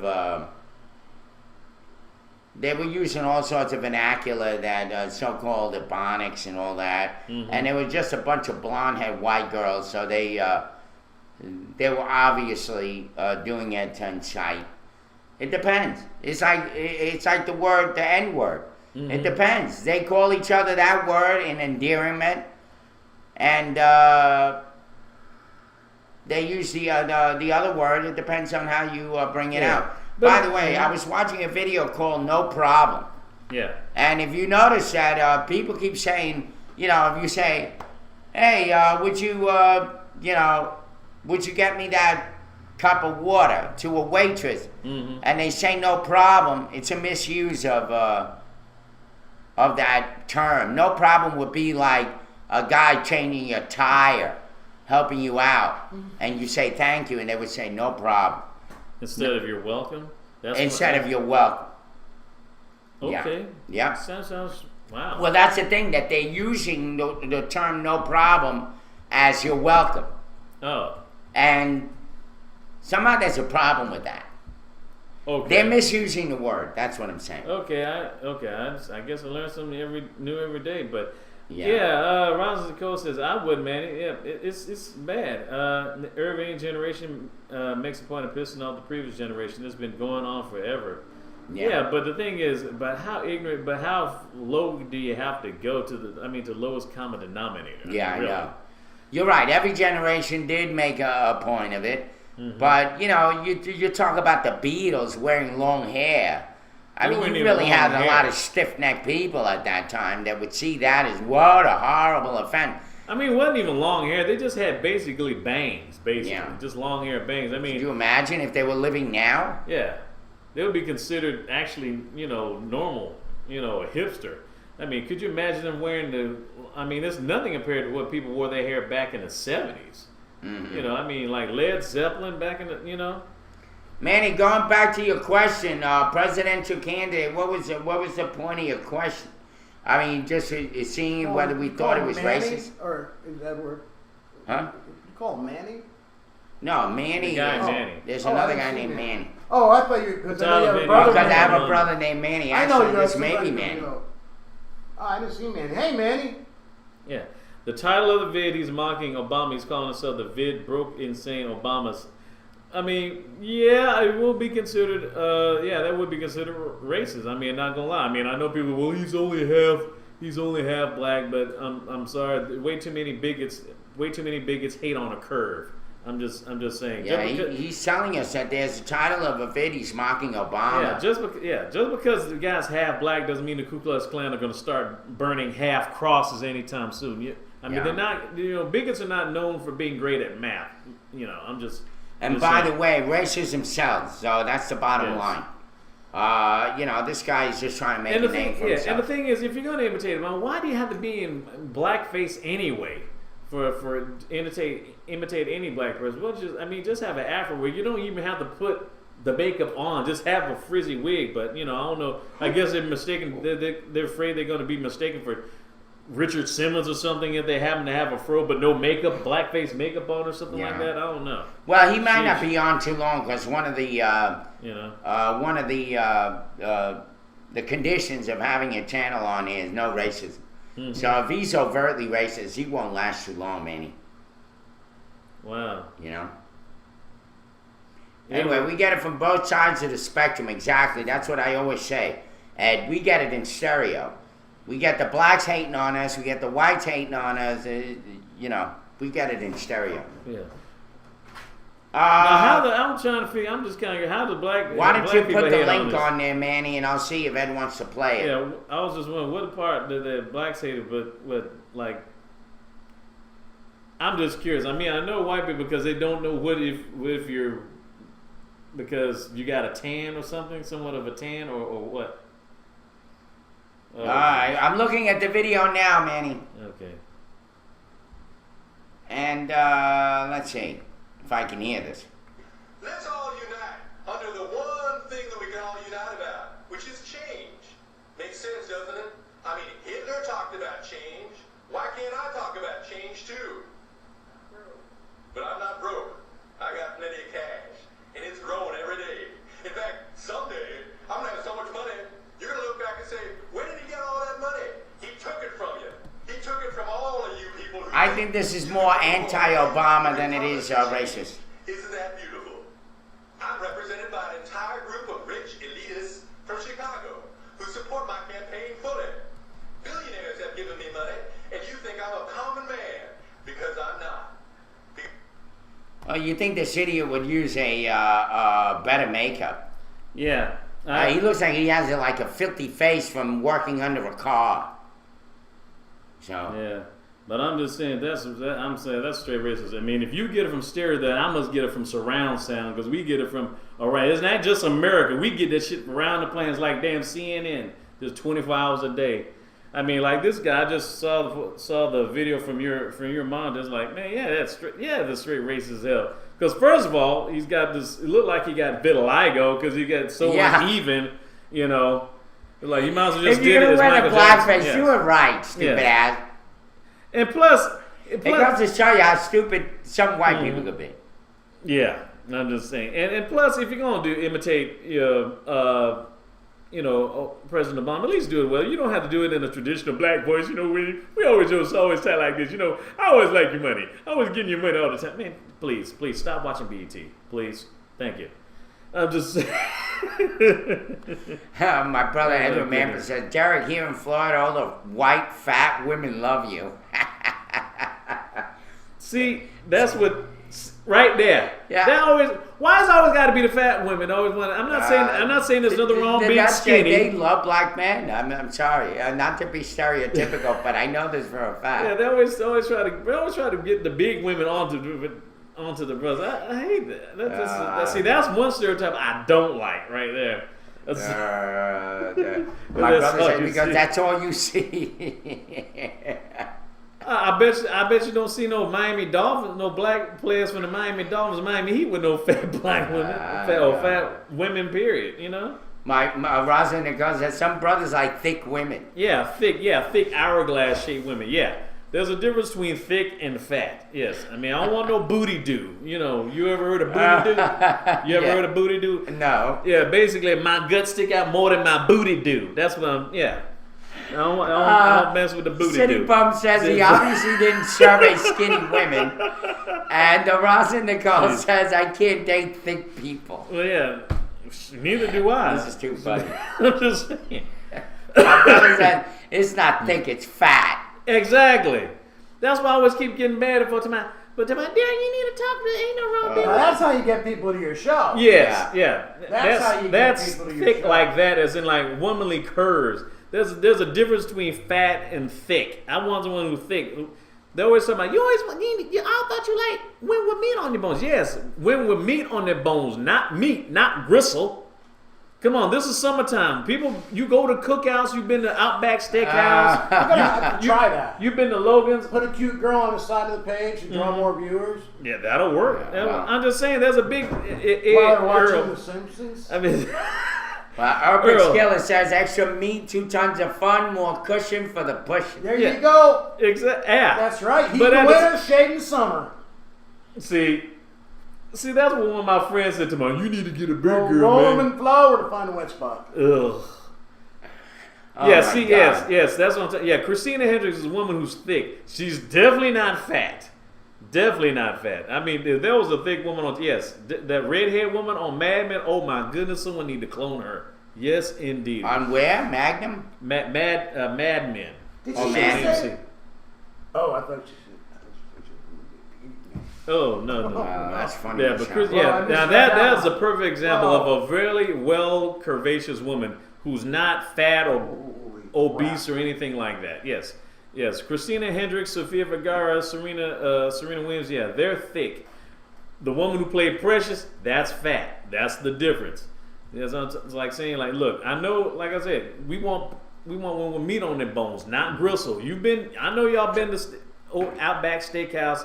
Memorial Day they had a lot of cookouts this past weekend. There's a big difference between fat meat and gristle. You had a steak before. There's a big difference between having a steak with a whole lot of meat and a steak with a whole lot of gristle. You want some with some meat on it. They should call it fatback steakhouse. Yeah. That's what happens to you when you eat there too much. Your ass gets too big, Yeah. along with your belly. Adds flavor. Edward Mamas' Precious was a whale. Yeah, Man, I don't get it. yeah, you're right. Precious was a whale. Yes, Remember in what movie was that? Precious. The movie Precious. Well, the actress who played her, Gabby Sidibe. No, Yeah. I thought it was one of those cartoons. Oh, One of geez. those pixel cartoon movies. Anyway, Well, speaking of food, oh my goodness! I think this may be totally different. Yeah, there was a stock. Oh, yeah, we already talked about that, right? I don't know. It was a Burger King employee foils robbery by stealing thieves' getaway car. Oh yeah. Okay. But they didn't say it was Burger King, did they? They just said robbery. Yeah, Gabrielle Gonzalez and Jeremy Lovett, right? Yep. They didn't say it was a Burger King though. Okay, that's what. Okay. Oh, we heard that story. Yeah, Some a lot of of the my viewers had it. Yeah. Basically, they went to rob the Burger King, and one of the employees went out, stole the getaway car. Mm-hmm.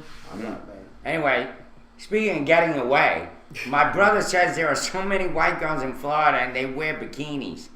There are so many fat white girls, he's saying, they wear bikinis. Ugh. Go down to Fort Lauderdale and you see the no fat men in the Speedos. Oh, Oh, my yeah. God, that's got to be the ugliest sight in the world, dude. Okay, obviously they're not in Miami. I guess there's a big difference between, I guess, the women in Fort Lauderdale and women in Miami, because they probably would be like they probably would rank a 3 in looks and compared to when to Miami. Well, he says you can see the map of Florida on their ass.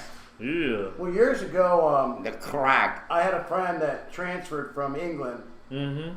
and when they first came, we all went out. We went down to the beach in Fort Lauderdale. We're walking along at night, and I was so embarrassed because over in the distance, and you could see 2 gays getting it on. You could see the moon shining on the ass of the one guy. I mean, and they looked at me like, "Yeah, that's America for you.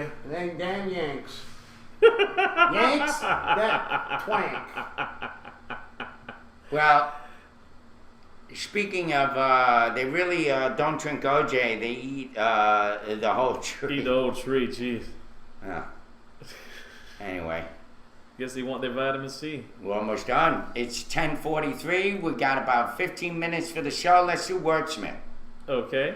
Well, I got seeing as I have a computerized version Of The Word same guy, Origins. of That's Word perfect. Origins, Mhm. whoops, which I think, and it's by John Ato. John Ato. Is that his name? John Ato. Mm-hmm. Hold on. Okay, is it the same? It's not the same book, but it's still Word Origin, and I can Bring it copy on. and paste it rather than type Yeah, that's great. it. Okay. Mhm. So we got. Let's go see how many pages we got. Once we do that, Well, it says 577. I'm looking at the first page. Oh, okay. Gotta get the first page.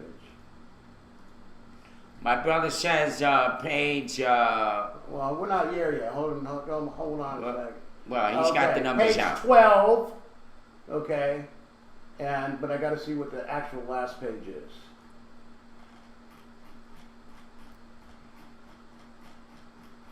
Give me a little bit of time here. Talk about something else. Right Okay. now. Well, he said page 22. Can we get to Okay. 22? We got, what was that page that I told you? Page 12 through 565. And what page did he want? What was it? Page 22? Well, he says page 22. Oh. Well, and he wasn't really reading your post, so he's just saying that. All right, Derek, He what was the says first yes. page? 12? Let's do page 2 and then 22, he said. Page 2. No, you can't do page 2 and 22. Okay. I guess it was page 12. you What's the said? first square page? 12? Page 12. Page 12 is the first one. Yes. Page 12. And we I guess- got to remember this. Page 12 through 554. To 554. So 12 he through said 12. 554. Okay, page 12. Mhm. Page 12, entry number. And then what? entry number. Anybody?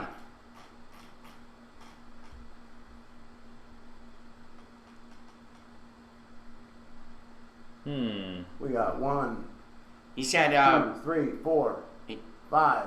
okay, he said Six, 5 7. earlier. We got 7. So 5. 9. No, we got 7, Earl. Yeah, 1 through 7. 1 through 7.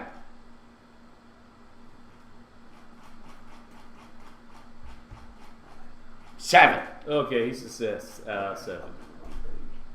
Thank you, Earl.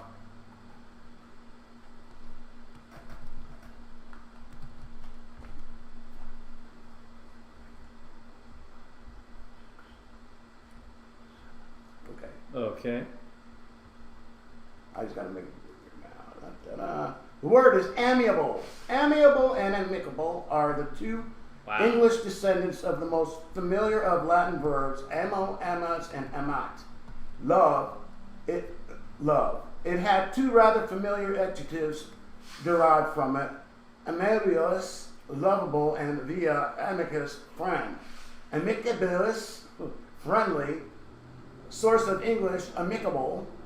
And amicabilis became in French amicable, and this is all. You want me to do it? Yeah, you read I'll it. go ahead and read it. Yeah. And the guy who does that fake racist Obama version, this is how you imitate the President Obama.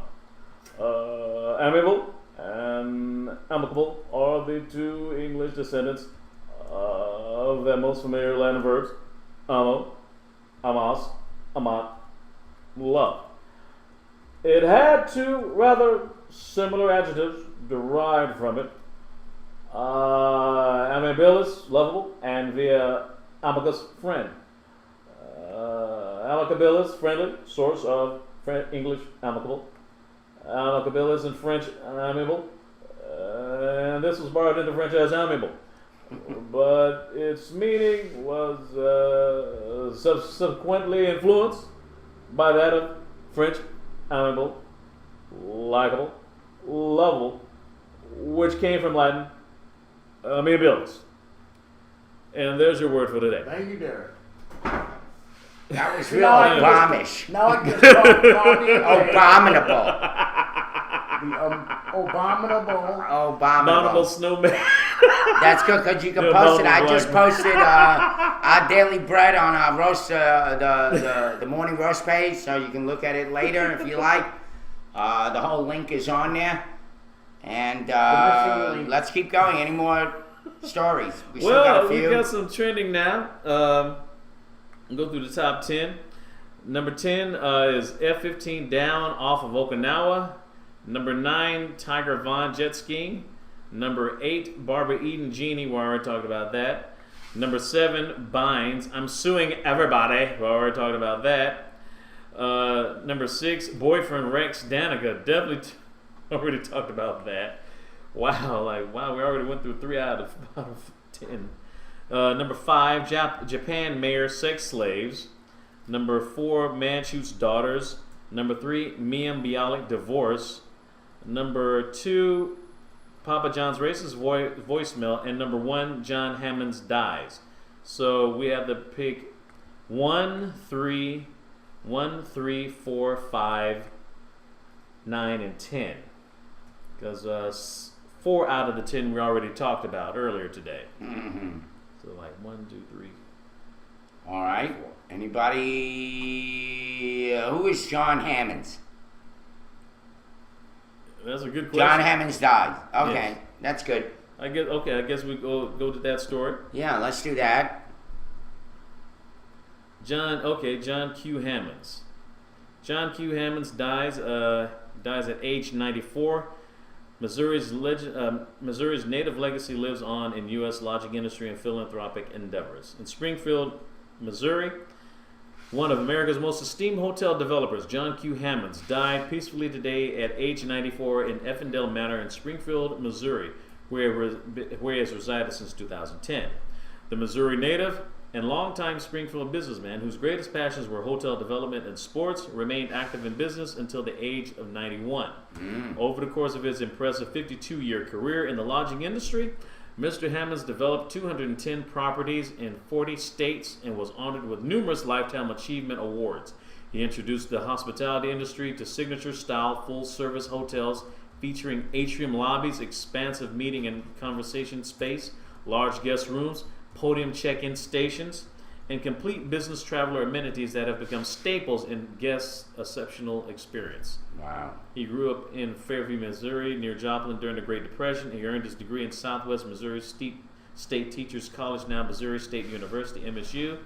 And he began his professional career as a junior high school teacher and basketball coach in Cassville, Missouri. Widely known as an advocate of education, Mr. Hammonds holds an honorary doctorate degrees from MSU, Drury University, and Northwood University. Well, he's like a J.W. Marriott, Marriott guy Yeah. who put up hotels everywhere and That look all right. made a name for himself. Mm-hmm.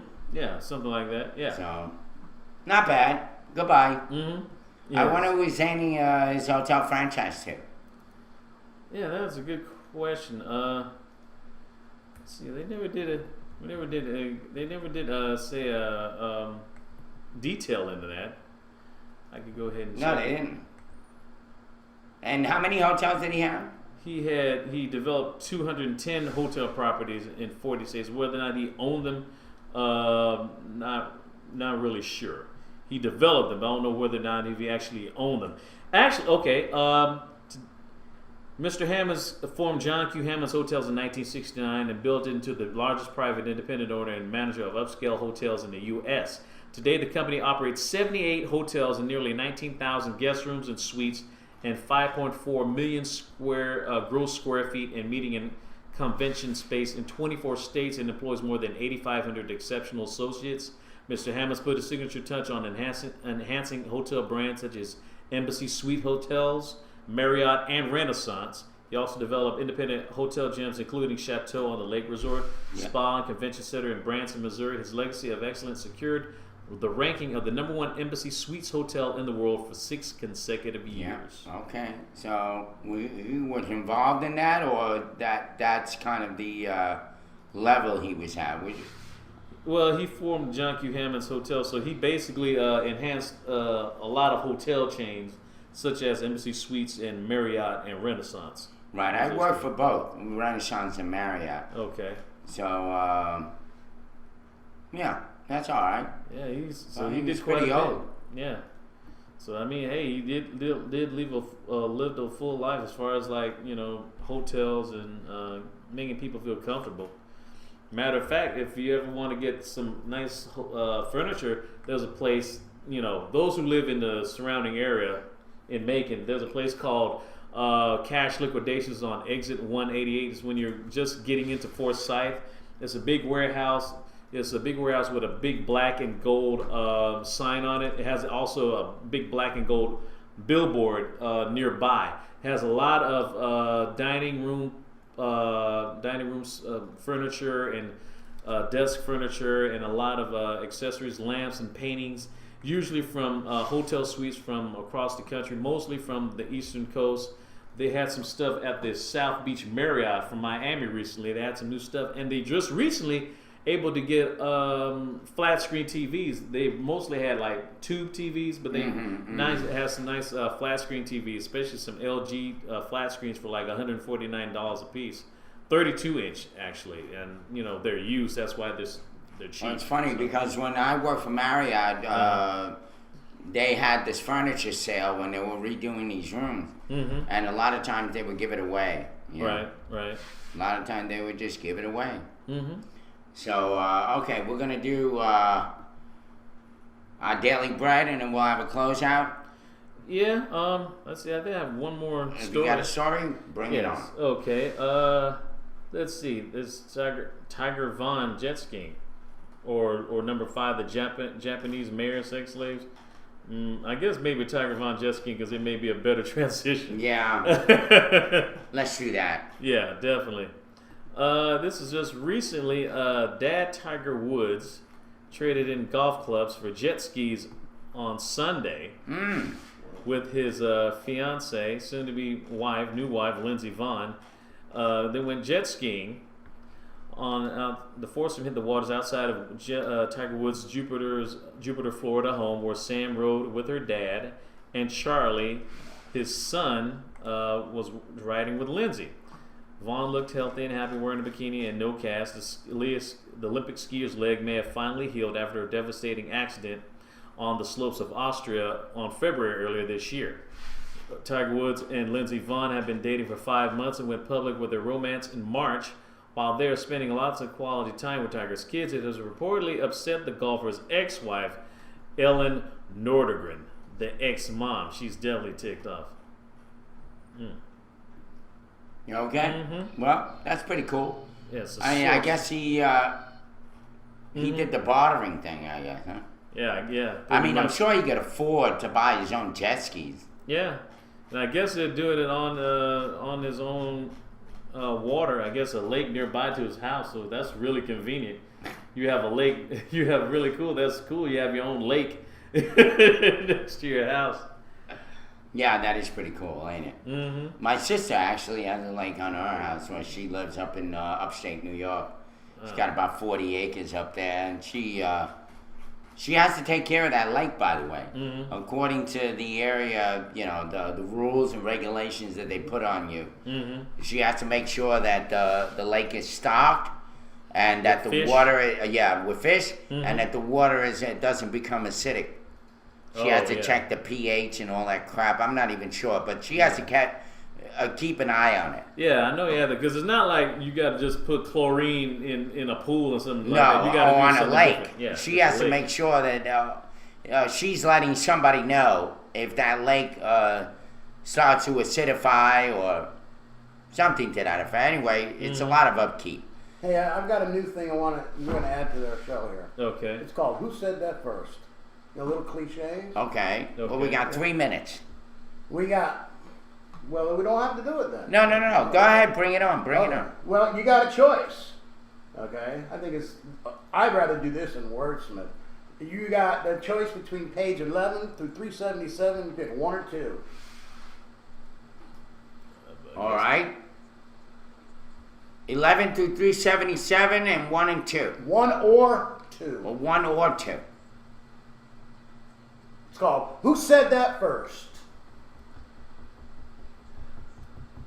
I'll be game. I'll No You response. give me something. I'll- Okay, I'll 7 see. and 2. Yeah, page 7, number 2.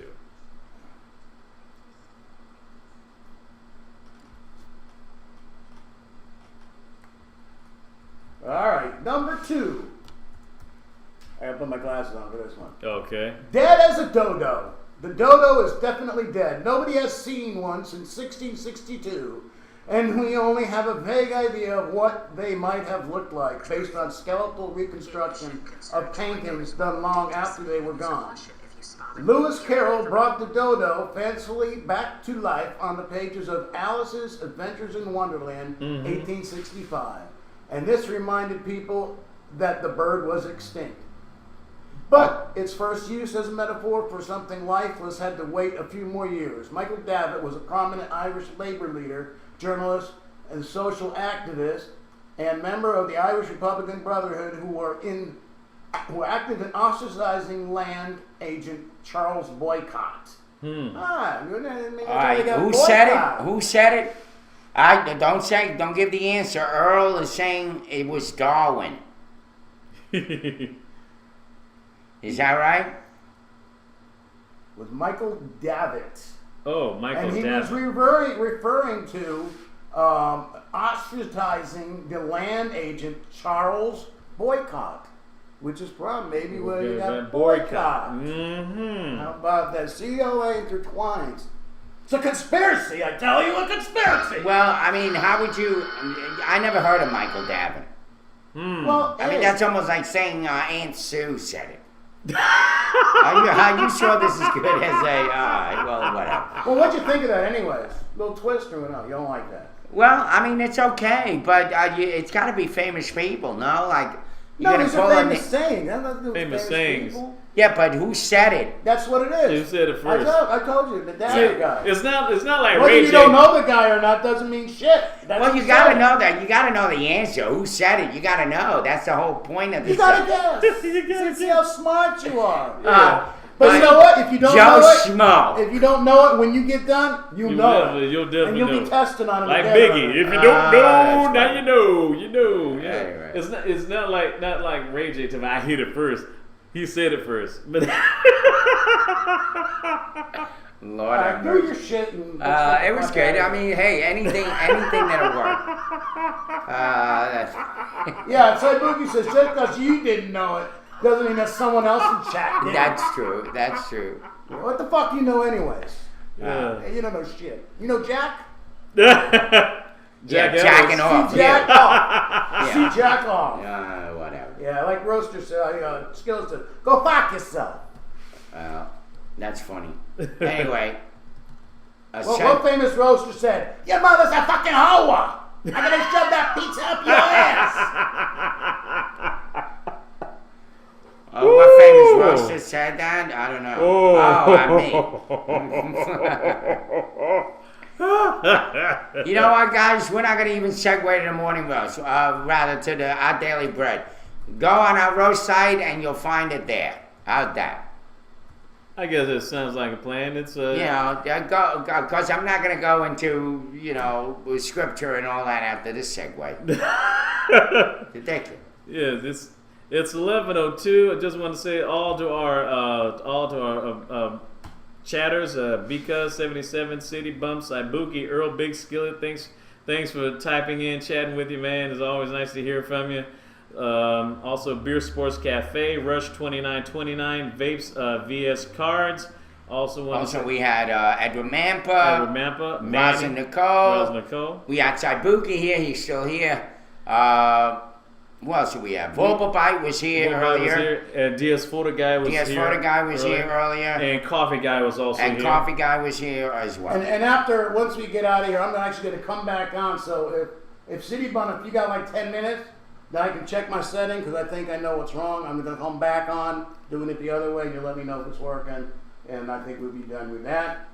So, or I'll go in the other room and listen to it. That's all because I got another computer here. Right? We have four laptops. Well, it's 11:03. Thanks, City Bun. It's 11:03 a.m. Be sure to watch us again tomorrow at 8 or 8ish, I guess, right here on Vaughn Live TV. This is the morning host on behalf of my co-hosts Ed Einbinder and Irving Martinez. This is DB saying take care. Hope you see you tomorrow. It's 75 degrees outside of Macon, Georgia, with a high of 89 and a low of 65. Keep cool. We'll see you tomorrow. And stay cool. Thanks, guys. Yes. See you tomorrow.